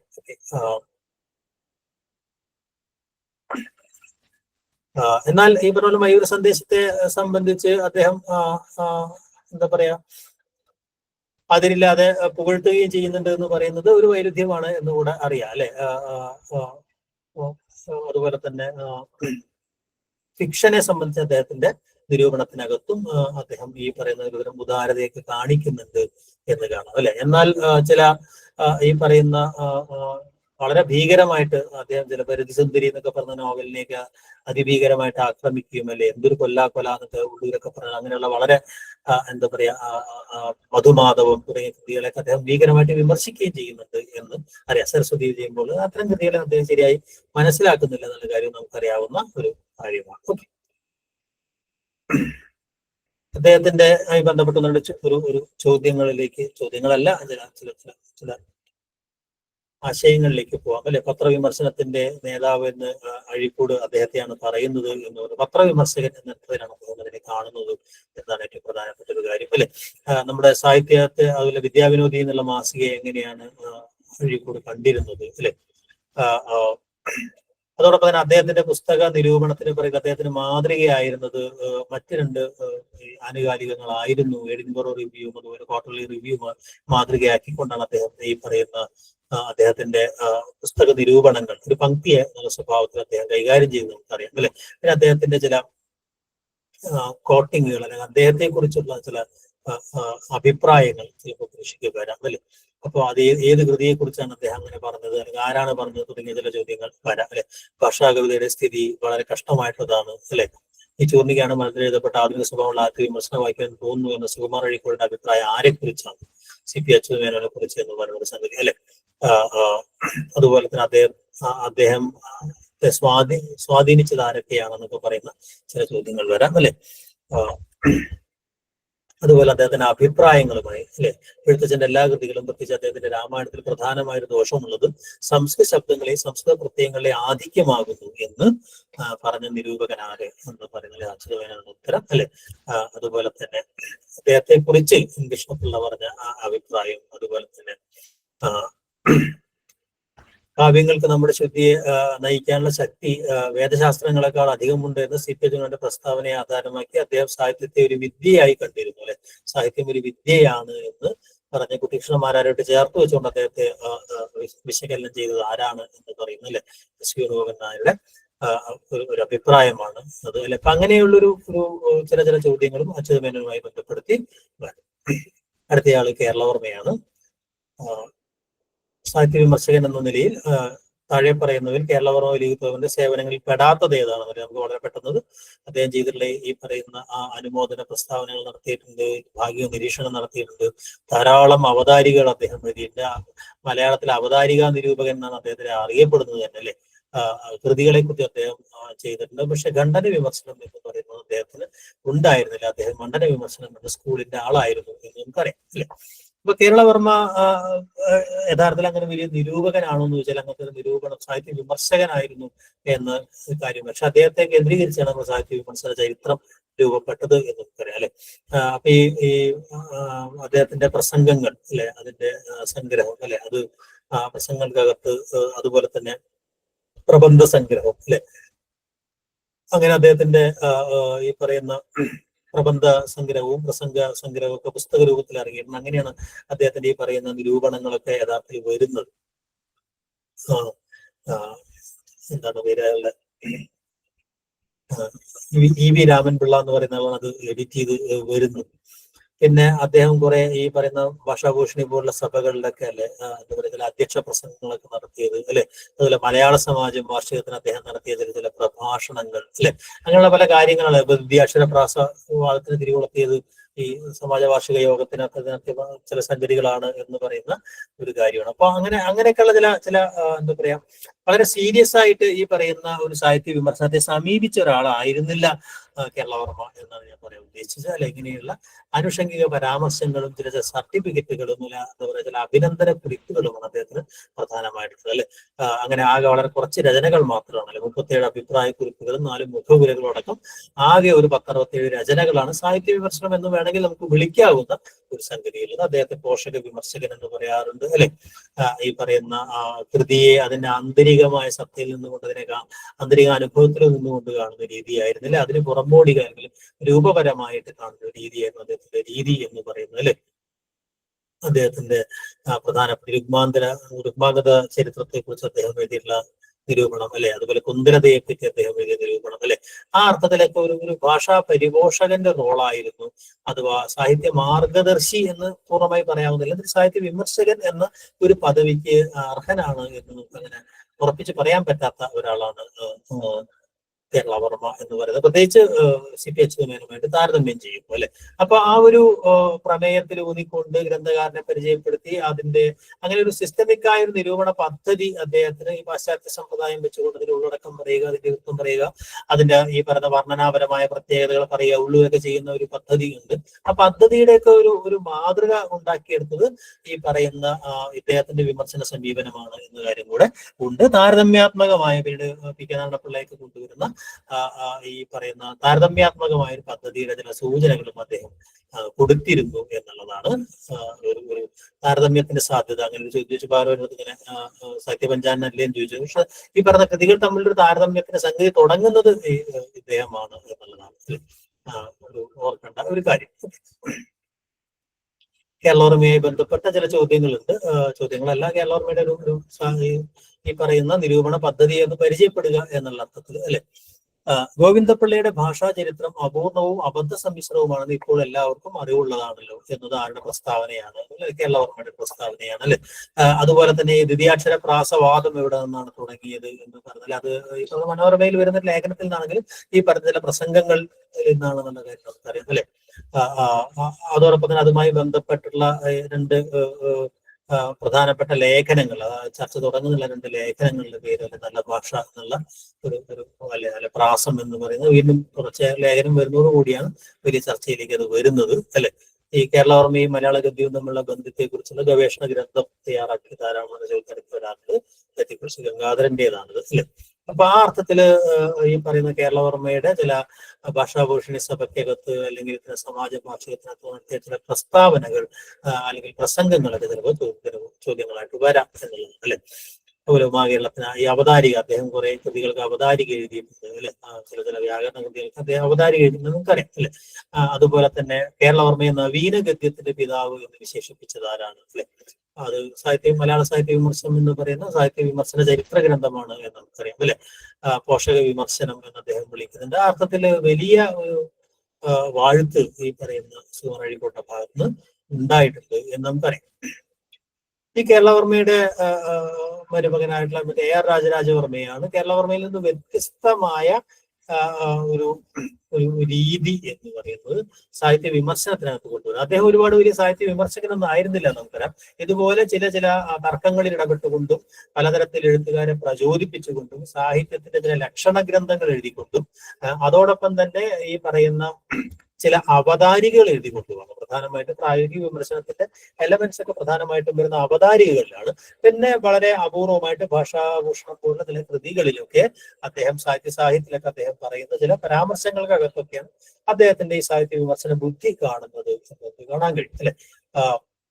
അപ്പൊ രണ്ട് സ്കൂളായിട്ട് കേരളവർമ്മ സ്കൂളും AR രാജരാജവർമ്മ സ്കൂളും ഉണ്ടാവുന്നു. കുറെ എഴുത്തുകാർ രണ്ട് സ്കൂളിലും, ഒരാൾ രൂപത്തിന് പ്രാധാന്യം നൽകുന്നു, ഒരാൾ അർത്ഥത്തിന് ഭാവത്തിന് പ്രാധാന്യം നൽകുന്നു. നമ്മൾ സാമാന്യമായിട്ട് ഒരാൾ വരാനിരിക്കുന്ന ഒരു കാൽപ്പനികതയെ മുൻകൂട്ടി കാണുന്നുവെന്നും മറ്റേയാൾ നിയോ ക്ലാസിക്കൽ പദ്ധതിയെ മലയാളത്തിൽ ഉറപ്പിച്ചു നിർത്താൻ ശ്രമിക്കുന്നു എന്നൊക്കെ നമ്മളിങ്ങനെ ഒരു ദ്വന്ദ്ങ്ങളായിട്ട് നമ്മൾ ഇതിനെ വിശദീകരിക്കാറുണ്ട് എന്നറിയാം അല്ലെ. എന്തായാലും ഒരു പുതിയ കാഴ്ചപ്പാട് എന്ന് അദ്ദേഹം തന്നെ ഉപയോഗിക്കുന്ന പോലെ ഗതാനുഗതികത്വമല്ല, അങ്ങനെ ഒരു പുതിയ നവോല്ലേഖ കൽപ്പനകളിലേക്ക് സാഹിത്യം വികസിക്കുന്നതിന്റെ ആ ഒരു ആവശ്യകതയെ സംബന്ധിച്ച് അല്ലെങ്കിൽ അങ്ങനെ എഴുതുന്ന ആളുകളുടെ ഒരു പ്രൊമോട്ടറായിട്ടാണ് പ്രധാനമായിട്ടും AR രാജരാജവർമ്മ വരുന്നത് എന്നുള്ളത് അല്ലെ. അപ്പൊ അദ്ദേഹത്തിന്റെ പല ഈ പറഞ്ഞ ആമുഖക്കുറിപ്പുകൾ, അവതാരികൾ, പ്രത്യേകിച്ച് നളിനിക്ക് എഴുതിയ അവതാരികൾക്ക് ഇന്നത്തെ അർത്ഥത്തിൽ നോക്കുമ്പോൾ വളരെ എന്താ പറയാ വളരെ പെരിഫറൽ ആയിട്ടുള്ള അവതാരികയാണെന്ന് നമുക്കറിയാം അല്ലെ. പക്ഷെ കാന്താര താരകം പോയിട്ടുള്ള ഇൻഡെപ്ത് ആയിട്ടുള്ള ഈ പറയുന്ന അവതാരികകളുണ്ട് അല്ലെ. പക്ഷെ ഒരു കൃതിയെ വളരെ സൂക്ഷ്മമായിട്ടും അക്കാദമികമായിട്ടും വിലയിരുത്തുന്ന ഒരു പദ്ധതിയൊക്കെ ഈ കാന്താര താരകം പോലുള്ള വ്യാഖ്യാനത്തിലൂടെ നമുക്ക് കാണാൻ കഴിയും എന്ന് എല്ലാവർക്കും അറിയാം അല്ലെ. അതോടൊപ്പം തന്നെ മറ്റൊരു പ്രധാനം ഈ സാഹിത്യ സംവാദങ്ങളിലെ ഏറ്റവും പ്രധാനപ്പെട്ട സംവാദമായ ഒരു പ്രാസവാദത്തിന്റെ കേന്ദ്രത്തിൽ അദ്ദേഹം ഉണ്ടായിരുന്നു എന്നും അതിന്റെ ഈ പറയുന്ന പരിഷ്കരണവാദികളുടെ ഒരു നേതാവായിട്ടാണ് അദ്ദേഹം പ്രത്യക്ഷപ്പെട്ടത് എന്നുപോലെ അല്ലെ. നമ്മുടെ ലക്ഷണ ഗ്രന്ഥങ്ങൾ എഴുതുന്ന കാര്യത്തിലാണെങ്കിൽ ഈ പറഞ്ഞ പോലെ ഭാരതീയ ഈ പറയുന്ന സാഹിത്യ മീമാംസയെ ഏറ്റവും ആധുനികമായ രീതിയിൽ പരിചയപ്പെടുത്താനുള്ള ശ്രമം എന്ന അർത്ഥത്തിലാണ് വൃത്തശാസ്ത്രത്തിൽ എത്തുന്ന സമയത്ത് ഈ പറയുന്ന ദ്രാവിഡ വൃത്തങ്ങളെയും മറ്റു വൃത്തങ്ങളെയും ചേർത്ത് വെച്ചുകൊണ്ടൊക്കെ വ്യാഖ്യാനിക്കാനുള്ള ശ്രമമൊക്കെ അദ്ദേഹം നടത്തുന്നത്. അതോടൊപ്പം തന്നെ അലങ്കാര ശാസ്ത്രമൊക്കെ എഴുതുമ്പോൾ തന്നെ അത് ഒരു പക്ഷേ ദുന്യാലോകകാരനെ വരെ അല്ലെങ്കിൽ ആ ഒരു സംസ്കൃത കാവ്യ മീമാംസയിൽ ചില പക്ഷങ്ങൾ പിടിക്കുകയും അവരുടെ കാഴ്ചപ്പാട് കാഴ്ചപ്പാടുകളൊക്കെ എന്താ പറയാ ചോദ്യം ചെയ്യുകയും പുതിയ അർത്ഥത്തിൽ വ്യാഖ്യാനിക്കുകയും ഒക്കെ ചെയ്യാൻ ശ്രമിച്ചുകൊണ്ട് ഈ ആ ഒരു പാരമ്പര്യത്തിനകത്തേക്ക് തന്നെ കൂടെ കണ്ണു ചേർക്കാനുള്ള ഒരു ശ്രമവും അദ്ദേഹം നടത്തുന്നുണ്ട് എന്ന് അറിയാം. പ്രത്യേകിച്ച് അദ്ദേഹത്തിന്റെ ഈ പറയുന്ന ആ 10 ഗുണങ്ങൾ, ദശഗുണ ഖണ്ഡനം പോലുള്ള ആശയങ്ങളിലൊക്കെ ഭാഷാ ഭൂഷണത്തിലൊക്കെ അത്തരം ആശയങ്ങൾ നമുക്ക് കാണാൻ കഴിയും. വൃത്തവുമായി ബന്ധപ്പെട്ട ചില കാര്യങ്ങളിൽ അത് കാണാൻ കഴിയാവുന്ന ഒരു കാര്യമാണ്. അവതാരികയുടെ ഈ പറഞ്ഞ പുതിയ ഭാവുകത്വത്തെ ഒരു പ്രവാചക സ്വഭാവത്തിൽ ആവിഷ്കരിച്ച ഒരാളാണ് അദ്ദേഹം. നളിനിയുടെ അവതാരിക അതിനകത്ത് വളരെ പ്രധാനപ്പെട്ട സംഗതിയാണ് അല്ലെ. പ്രാസവാദത്തിനകത്തെ അദ്ദേഹം ഈ പറഞ്ഞ അർത്ഥപക്ഷത്തിലായിരുന്നെങ്കിൽ കൂടിയും അദ്ദേഹം പല ഈ പറയുന്ന രൂപമാത്ര മായിട്ടുള്ള അല്ലെങ്കിൽ അത്തരം കൃതികളെ, രാമേന്ദ്രവിലാസം പോലുള്ള കൃതികളെ, മയൂര സന്ദേശത്തേക്ക് അദ്ദേഹം ഇങ്ങനെ അമിതമായി വാഴ്ത്തുന്നതായിട്ട് അല്ലെ, മേഘ സന്ദേശത്തെക്കാൾ മികച്ചൊരു കൃതി അല്ലേ ഈ പറയുന്ന മയൂര സന്ദേശം എന്ന മറ്റുള്ള പ്രസ്താവനകളൊക്കെ നടത്തിയ ഒരാൾ കൂടിയാണ് എന്നുള്ളത്. പക്ഷെ അദ്ദേഹം ശബ്ദ ഭംഗിയുടെ ഒരു കാര്യം വെച്ചുകൊണ്ടാണെന്നുള്ളതുകൊണ്ട് അതൊരു വ്യാജസ്തുതിയാണെന്ന് വാദിക്കുന്നവരും ഉണ്ട്. അപ്പൊ ഈ കാളിദാസനെക്കാൾ മികച്ചൊരു കൃതിയാണ് എന്നൊക്കെ പറയുന്ന ചില സംഗതികളൊക്കെ വരുന്നുണ്ട്. ഏറ്റവും പ്രധാനമായിട്ട് അദ്ദേഹത്തിന്റെ ഏറ്റവും വലിയൊരു കോൺട്രിബ്യൂഷൻ NRJ ഒക്കെ പറഞ്ഞ പോലെ ഈ മലയാളിയുടെ അല്ലെങ്കിൽ അന്നത്തെ സാഹിത്യാഭിരുചിയെ ഈ പറയുന്നത് മൊത്തം സംസ്കരിക്കുക എന്നത്, അഭിരുചി സംസ്കരണം എന്ന് പറയുന്നതായിരുന്നു അദ്ദേഹത്തിന്റെ ഏറ്റവും പ്രധാനപ്പെട്ട ഒരു ലക്ഷ്യം. ഈ പറഞ്ഞ സാഹിത്യ വിമർശനത്തിന്റെ എന്താ പറയാ ലക്ഷ്യം അല്ലെങ്കിൽ സംഭാവന എന്ന് പറയാം അല്ലെ. ഓക്കെ, അപ്പോ ഈ പ്രാസവാദത്തിനകത്തൊക്കെ അദ്ദേഹം ഈ പറയുന്ന പുരോഗമന പക്ഷത്ത് നേർവയ്ക്കുമ്പോൾ തന്നെ അദ്ദേഹം പ്രാസം ഉണ്ടാക്കി കൃതി എഴുതുകയും പ്രാസമില്ലാത്ത കൃതി അങ്ങനെ അങ്ങോട്ടും ഇങ്ങോട്ടൊക്കെ ഈ പറയുന്ന പലയിടത്തും അദ്ദേഹം ഒരു കോംപ്രമൈസിങ് ടോണിൽ എത്തുകയൊക്കെ ചെയ്യുന്നു എന്ന കാര്യവും നമുക്കറിയാം അല്ലെ. പ്രാസവാദവുമായി ബന്ധപ്പെട്ട സംഗതി നമ്മൾ മറ്റൊരു സന്ദർഭത്തിൽ വളരെ വിശദമായി പറയുന്നതുകൊണ്ട് തന്നെ നമുക്ക് ഒരുപാട് കാര്യങ്ങൾ ഇപ്പൊ അതിനകത്ത് പറയേണ്ടതില്ല. എല്ലാവർക്കും അറിയാവുന്ന ചില കാര്യങ്ങളാണ്. പ്രാസവാദം എന്ന് പറയുന്ന മലയാള സാഹിത്യത്തിലെ ഈ പറയുന്ന വഴക്കും വക്കാണവും എന്ന് പറഞ്ഞ പോലെ അതിനകത്തുള്ള ഏറ്റവും പ്രധാനപ്പെട്ട വക്കാണമായി നമ്മൾ പറയുന്ന സംഗതിയാണ്. ചായക്കൊപ്പയിലെ കൊടുങ്കാറ്റ് എന്നൊക്കെ വിളിക്കപ്പെട്ടുള്ള ഈ ദ്വിതീയാക്ഷര പ്രാസവാദം എന്ന് പറയുന്ന ഒരു അത് മലയാളത്തിന്റെ ഒരു സവിശേഷതയാണെന്നും അല്ലെ, അതൊരു ഒരു ഏറ്റവും പ്രധാനപ്പെട്ട ഒരു സമ്പത്താണെന്നൊക്കെ വിചാരിച്ചിരുന്ന ഒരു സംഗതിയെ കേന്ദ്രീകരിച്ചുകൊണ്ട് ഈ പറയുന്ന സംസ്കൃതത്തിന്റെ രൂപപരമായിട്ടുള്ള എടുപ്പ് കെട്ടുകളോട് അല്ലെങ്കിൽ അതാണ് എടുപ്പ് കുതിരകൾ പോലെയുള്ള അത്തരം രചനയാണോ സാഹിത്യത്തിൽ ഉണ്ടാകേണ്ടത് തുടങ്ങിയ വലിയ ചോദ്യങ്ങൾ ഉയർത്തിയ ഒരു സംവാദമാണ് അത് എന്ന് നമുക്കറിയാം അല്ലെ. അപ്പൊ അതുകൊണ്ട് തന്നെ ഈ ഒരു ദ്വിതീയാക്ഷര പ്രാസവാദത്തെ മാത്രം കേന്ദ്രീകരിച്ചായിരുന്നില്ല അത് എന്നും അറിയാം. ദ്വിതീയാക്ഷര പ്രാസവാദത്തിന് നമുക്കൊരു വലിയ ചരിത്രം ഉണ്ടായിരുന്നു എന്നും നമ്മൾ നേരത്തെ പ്രാചീന സാഹിത്യം പറയുമ്പോൾ നമ്മൾ പറഞ്ഞൊരു കാര്യം കൂടിയാണ്. അപ്പൊ ആ ഒരു ചരിത്രം എന്ന് പറയുന്നത് ഞാൻ നേരത്തെ പറഞ്ഞ പോലെ 2 ലേഖനങ്ങൾ കടന്നു വരുന്നു അല്ലെ. ഈ പറയുന്ന മനോരമയ്ക്കകത്ത് കൃത്തിന്റെ 2 ലേഖനങ്ങൾ വരുന്നു അല്ലെ. അതിനെതിരായിട്ട് കൃത്യവിത്ത് എന്ന് പറഞ്ഞ തൂലികാനാമത്തിൽ വേറൊരാൾ അതിനെ ദ്വിതീയാക്ഷര പ്രാസം എന്ന് പറയുന്നത് ഏറ്റവും പ്രധാനമാണ് എന്നും അല്ലെ. എന്താ പറയാ ഉപ്പില്ലാത്ത കഞ്ഞി പോലെ എന്നൊക്കെ പറഞ്ഞ പോലെ അജീർണം പിടിപെട്ടവർ പാൽപ്പായസത്തെ കഴിക്കുന്നത് പോലെയാണ് അതിനെ എഴുതാൻ കഴിയാത്തവരാണ് അതിനെ വിമർശിക്കുന്നത് എന്നൊക്കെ പറയുന്ന ആ ഒരു പ്രാസം എന്ന് പറയുന്നത് ഈ പറയുന്ന മലയാള കാവ്യ അങ്കനയുടെ ഏറ്റവും പ്രധാനപ്പെട്ട ആഭരണമാണ് എന്നൊക്കെ ഒരാശയം ഉണ്ടാവുന്നു. ഒരു ഭാഗത്ത് കേരളവർമ്മ അതിന്റെ സ്ഥാനം പിടിക്കുന്നു, അദ്ദേഹത്തിന്റെ പ്രസംഗത്തെ കുറിച്ച് പറഞ്ഞു. എന്നാൽ മറ്റൊരു ഭാഗത്ത് ഈ പറയുന്ന AR രാജരാജവർമ്മ നിലനിൽക്കുന്നു. ഇടയ്ക്ക് ചില കോംപ്രമൈസിങ് സ്വഭാവത്തിൽ അല്ലെങ്കിൽ മധ്യസ്ഥ നിലയിൽ ചാത്തുകുട്ടി മന്നാടിയാരെ പോലുള്ളവരുണ്ടാവുന്നു അല്ലെ. അങ്ങനെ പിന്നീട് KC കേശവപിള്ള അതിന്റെ 2ാം ഘട്ടത്തിൽ അതിനെ ഒന്ന് വീണ്ടും അതിനെ ഒന്ന് പെരുപ്പിക്കുന്നു അല്ലെ. കേശവീയം എന്ന് പറയുന്ന ഒരു കാവ്യത്തിന്റെ മഹാകാവ്യത്തിന്റെ പ്രത്യേകത എന്താണെന്ന് നമുക്കറിയാം. അപ്പൊ അങ്ങനെ ആ രീതിയിൽ ഈ ചർച്ച ഉണ്ടാവുകയും പിന്നീട് അത് അങ്ങനെ കോംപ്രമൈസിലാവുകയും രണ്ടുപേരും അങ്ങോട്ടും ഇങ്ങോട്ടും കവിത എഴുതി അത് പ്രശ്നം പരിഹരിക്കുകയും ചെയ്യുന്ന ഒരു പ്രാസവാദം എന്ന് പറയുന്നത് യഥാർത്ഥത്തിൽ മലയാള സാഹിത്യ വിമർശനത്തെ അതിന്റെ അടുത്ത ഘട്ടത്തിലേക്ക് കൊണ്ടുപോയ ഒരു സന്ദർഭം എന്ന അർത്ഥത്തിലാണ്. അഥവാ ഇവിടെ രൂപപ്പെട്ടു വന്നൊരു സാഹിത്യ പൊതുമണ്ഡലത്തിനകത്തുള്ള ഒരു ആദ്യത്തെ എന്താ പറയാ ഒരു വിമർശന യുദ്ധം എന്ന് പറയുന്ന ഒരു സംഗതിയാണ് അവിടെ ഉണ്ടാകുന്നത്. എങ്ങനെയാണോ കുളച്ചൽ യുദ്ധം നമ്മുടെ ഇന്നത്തെ ഇതിന്റെ ചരിത്രത്തെ മാറ്റിയത് എന്ന് പറഞ്ഞതുപോലെ തന്നെ മലയാള സാഹിത്യത്തെ അതിന്റെ ആധുനിക ഘട്ടത്തിലേക്ക് എത്തിച്ചതിനകത്ത് ഈ പറയുന്ന പ്രാസവാദത്തിന് വലിയ പങ്കുണ്ട് എന്നത് വളരെ പ്രധാനപ്പെട്ട ഒരു കാര്യമാണ്. പ്രാസവാദത്തിന്റെ ഒരുപാട് വിശദാംശങ്ങൾ നോട്ടിലൂടെ നമുക്ക് പരിചയപ്പെടാം. വിശദാംശങ്ങളിലേക്ക് നമുക്ക് തൽക്കാലം പോകാൻ സമയമില്ല.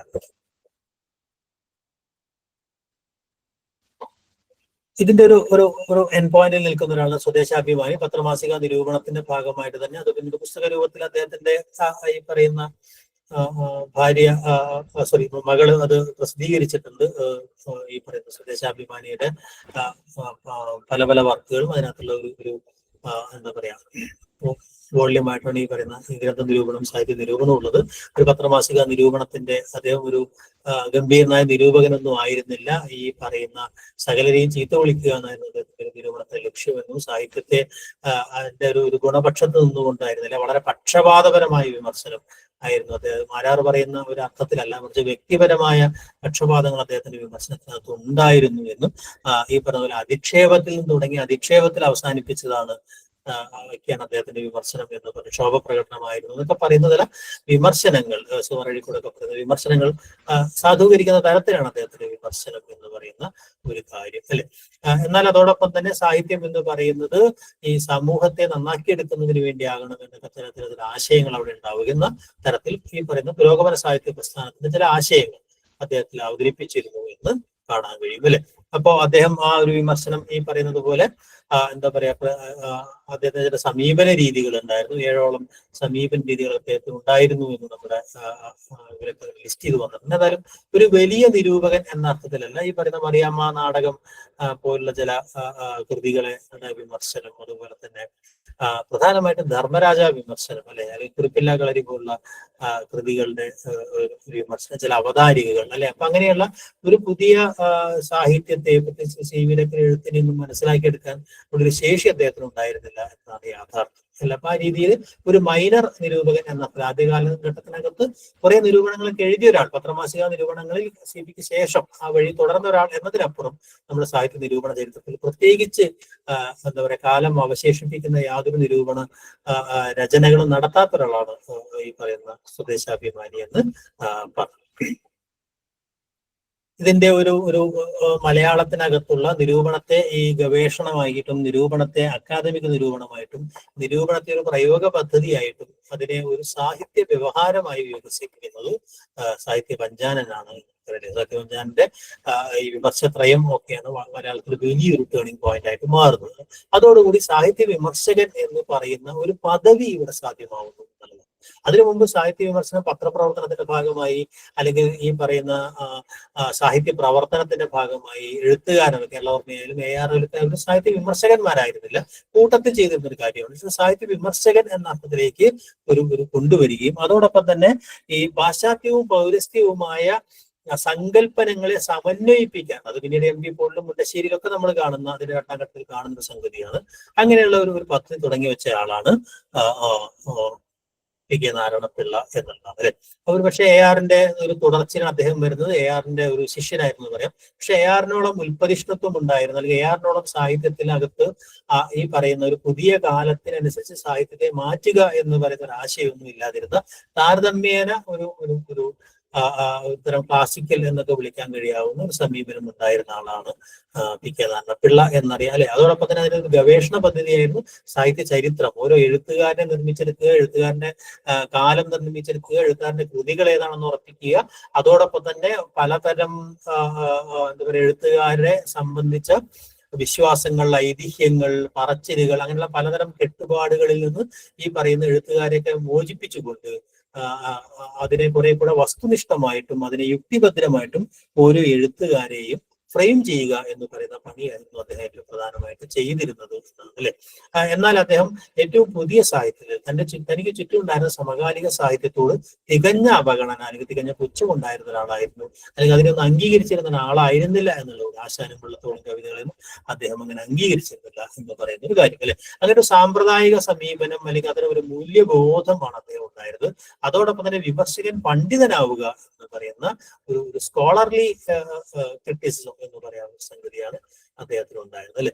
അപ്പൊ എന്നാൽ ഈ പറയുന്ന പൗരസ്ത്യ പാശ്ചാത്യ കാവ്യമീമാംസങ്ങളിൽ ഉണ്ടായിരുന്ന ഒരു അഗാധമായ ജ്ഞാനം കൊണ്ടാണ് അദ്ദേഹം പ്രായോഗിക വിമർശനത്തിന്റെ അതോടൊപ്പം തന്നെ ഈ പറയുന്ന ജീവചരിത്രാത്മക വിമർശനം എന്ന് നമ്മൾ പറയുന്ന ബയോഗ്രഫിക്കൽ ക്രിറ്റിസിസം പോലെയൊക്കെയുള്ള സമീപനങ്ങൾ, പാശ്ചാത്യ സമീപനങ്ങൾക്ക് മലയാളത്തിലേക്ക് കൊണ്ടുവന്നയാളാണ്.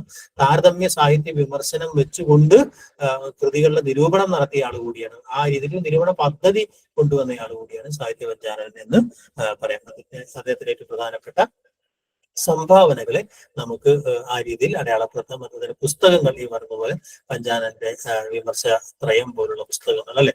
അതോടൊപ്പം തന്നെ അദ്ദേഹം ഈ പറയുന്ന 3 കവികളെ, കുഞ്ചൻ നമ്പ്യാർ, ചെറുശ്ശേരി എഴുത്തച്ഛൻ, ഈ കവികളെ കുറിച്ച് നടത്തിയുള്ള പഠന വിമർശനങ്ങളാണ് യഥാർത്ഥത്തിൽ മലയാളത്തിന്റെ ഈ പറയുന്ന സാഹിത്യ ചരിത്രത്തെ ഉണ്ടാക്കിയെടുത്തത് എന്ന് നമുക്കറിയാം.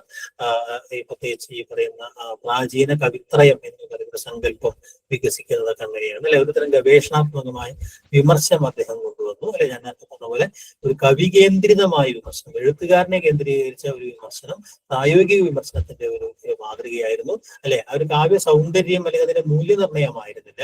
ഒരു കൃതിയെ ഒരു മെറ്റാഡാറ്റ തയ്യാറാക്കുക അല്ലെ എന്നുള്ളതായിരുന്നു അദ്ദേഹം ഏറ്റവും പ്രധാനമായി ചെയ്ത്. ആരാണ് കവി, ആരാണ് അതിന്റെ കാലം എന്താണ്, അങ്ങനെയുള്ള ഒരു വിമർശന രീതിയാണ്. അതെല്ലാം ഒരു കുഞ്ഞു കുഞ്ഞു ലേഖനങ്ങളും അദ്ദേഹത്തിൻ്റെതായിട്ട് ഉണ്ട് അല്ലെ. ഇപ്പൊ അദ്ദേഹത്തിന്റെ ഏറ്റവും പ്രധാനപ്പെട്ട കൃതികളുടെയൊക്കെ ചില ഈ നമ്മളെപ്പോഴും വിമർശത്രയത്തിലാണ് നിൽക്കുക. അതല്ലാതെ അദ്ദേഹം എഴുതിയിട്ടുള്ള ഈ ഈ കാവ്യമേഖല ഒക്കെ പോലെയുള്ള പ്രബന്ധകൽപ്പ ലതിക പോലുള്ള കുറെ കൃതികളൊക്കെ നമുക്ക് ഓർമ്മയുണ്ടാവണം എന്നുള്ളത് പ്രധാനമാണ്. ഓക്കെ, അതാണ് പി.കെ. നാരായണപിള്ളയെ കുറിച്ച് പറയാനുള്ളത്.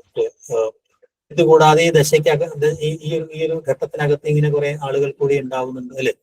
കെ.ആർ. കൃഷ്ണപിള്ള, സി അന്തപ്പായി, അതുപോലെ C.S. നായരിനെ പോലുള്ള ആളുകൾ, C.V. കുഞ്ഞിരാമനുണ്ട്. ഉള്ളൂരിനെയും കുമാരനാശാനെയും വള്ളത്തോളിനെയും പോലുള്ള കവികൾ അങ്ങോട്ടും ഇങ്ങോട്ടും നിരൂപണം നടത്തുന്നുണ്ട്. I.C. ചാക്കോണ്ട്, പി. ശങ്കരൻ നമ്പ്യാരെ പോലെയൊക്കെയുള്ള അക്കാദമിക വിമർശനത്തെ പിന്നീട് മുന്നോട്ട് കൊണ്ടുപോയ ഒരാളുണ്ട് അല്ലെ. അവരൊക്കെയും പ്രധാനപ്പെട്ട ആളുകളാണ്. അവരെ കുറിച്ചൊക്കെയുള്ളൊരു ധാരണ ഉണ്ടാവണം. പ്രത്യേകിച്ച് സി അന്തപ്പായി വളരെ പ്രധാനപ്പെട്ട ഭാഷാ നാടക പരിശോധന എന്നൊക്കെ പറഞ്ഞ അദ്ദേഹത്തിന്റെ കൃതി വളരെ പ്രധാന നാടകത്തെ കേന്ദ്രീകരിച്ചുകൊണ്ട് അദ്ദേഹം നടത്തിയിട്ടുള്ള ഒരു വിമർശന പദ്ധതി വളരെ പ്രധാനമാണ്. അതുപോലെ തന്നെ ഈ ഒരു നാടക നിരൂപകൻ എന്ന രീതിയിൽ അദ്ദേഹത്തിന്റെ ഒരു വലിയ സ്ഥാനം എന്ന് പറയുന്നത് അല്ലെ. നസ്രാണി ദീപികയിൽ അദ്ദേഹം നടത്തിയിട്ടുള്ള മറ്റേ എന്താ പറയാ ഒരു വിദ്വാൻ C.S. നായരുടെ വിമർശനം, അതുപോലെ തന്നെ ശിവനാട് കുഞ്ഞൻപിള്ളയെ പോലുള്ള ആളുകൾ, പിന്നെ ആഖ്യായിക നിർമ്മാണം എന്നൊക്കെ പറയുന്ന എന്താണ് ആഖ്യായിക എന്നൊക്കെ പരിചയപ്പെടുത്തുന്ന മംഗളോദയത്തിലേക്ക് വന്നുള്ള ലേഖനങ്ങൾ അവിടെ വരുന്നുണ്ട്. അതുപോലെ പുതിയ കവികളെ പരിചയപ്പെടുത്തുന്ന ശങ്കരക്കുറുവിനെ പോലെയുള്ള ആളുകളൊക്കെ പരിചയപ്പെടുത്തുന്ന ഇത് വരുന്നുണ്ട്. പ്രസ്ഥാനങ്ങളെ പരിചയപ്പെടുത്തുന്ന ഈ പ്രസ്ഥാന വഞ്ചകം പോലുള്ള രാമവർമ്മ അപ്പനമ്പുരാനെ പോലുള്ള കൃതികൾ വരുന്നുണ്ട്. അപ്പൊ അവരുടെയൊക്കെ ചില കൃതികൾ ഒരു ഒറ്റയ്ക്കും തെറ്റയ്ക്കുമായിട്ടൊക്കെ പരീക്ഷയ്ക്ക് ചോദിക്കാനുള്ള സാധ്യതയുണ്ട്. അതോടൊപ്പം തന്നെ ഇവരുടെ ചില വിമർശനങ്ങൾ, പ്രത്യേകിച്ച് ലീലാകാവ്യത്തെ കേന്ദ്രീകരിച്ചുള്ള വള്ളത്തോളിന്റെ വിമർശനമായാലും ഉള്ളൂരിന്റെ ധാരാളം വർക്കുകൾ വരുന്നുണ്ട്. സമയം ഇല്ലാത്തത് വിശദീകരിക്കുന്നില്ല. അതൊരു സാഹിത്യ വിമർശിക്കുന്നതിലുപരി അദ്ദേഹത്തിന്റെ സാഹിത്യ ചരിത്രത്തിനകത്തായാലും അദ്ദേഹത്തിന് മറ്റ് മേഖലകൾക്കകത്തായും ഒരു കൃതിയെ വിശകലനം ചെയ്യാനുള്ള പലതരം വിമർശന പദ്ധതികൾ അദ്ദേഹം കൊണ്ടുവരുന്നത് അറിയാം. കൃതികാലം, അതിന്റെ വർണ്ണനാവൈഭവം അല്ലെ എന്ന രീതിയിലൊക്കെ അതിന്റെ സാമൂഹിക പശ്ചാത്തലം, അതിന്റെ പ്രസക്തി എന്നൊക്കെ പറയുന്ന രീതിയിലൊരു വിമർശന പദ്ധതി ഉള്ളൊരു കൊണ്ടുവരുന്നുണ്ടെന്ന് അറിയാം അല്ലെ. ചിത്രയോഗ നിരൂപണം പോലെയൊക്കെയുള്ള അല്ലെങ്കിൽ കുമാരനാശാൻ അങ്ങനെ ഈ പത്രമാസികകളിലൂടെയും ധാരാളം നിരൂപണം നടത്തിയിട്ടുള്ള ആളാണ് ഈ പറയുന്ന കുമാരനാശാൻ എന്ന് പറയാം. അപ്പൊ ഇങ്ങനെയുള്ള കുറച്ച് എന്താ പറയാ അതിനകത്ത് അന്ന് അത്ര പ്രമുഖരല്ലാതിരുന്ന എന്നാൽ സാഹിത്യ വിമർശനത്തിനകത്ത് ഇടപെട്ടിരുന്ന കുറച്ച് പേരെ കൂടെ നിങ്ങൾക്ക് ഓർമ്മയുണ്ടാവണം. ഇതൊന്ന് സമയം നവോത്ഥാന ഘട്ടം നമുക്ക് അടുത്ത ക്ലാസ്സിൽ തീർക്കാം.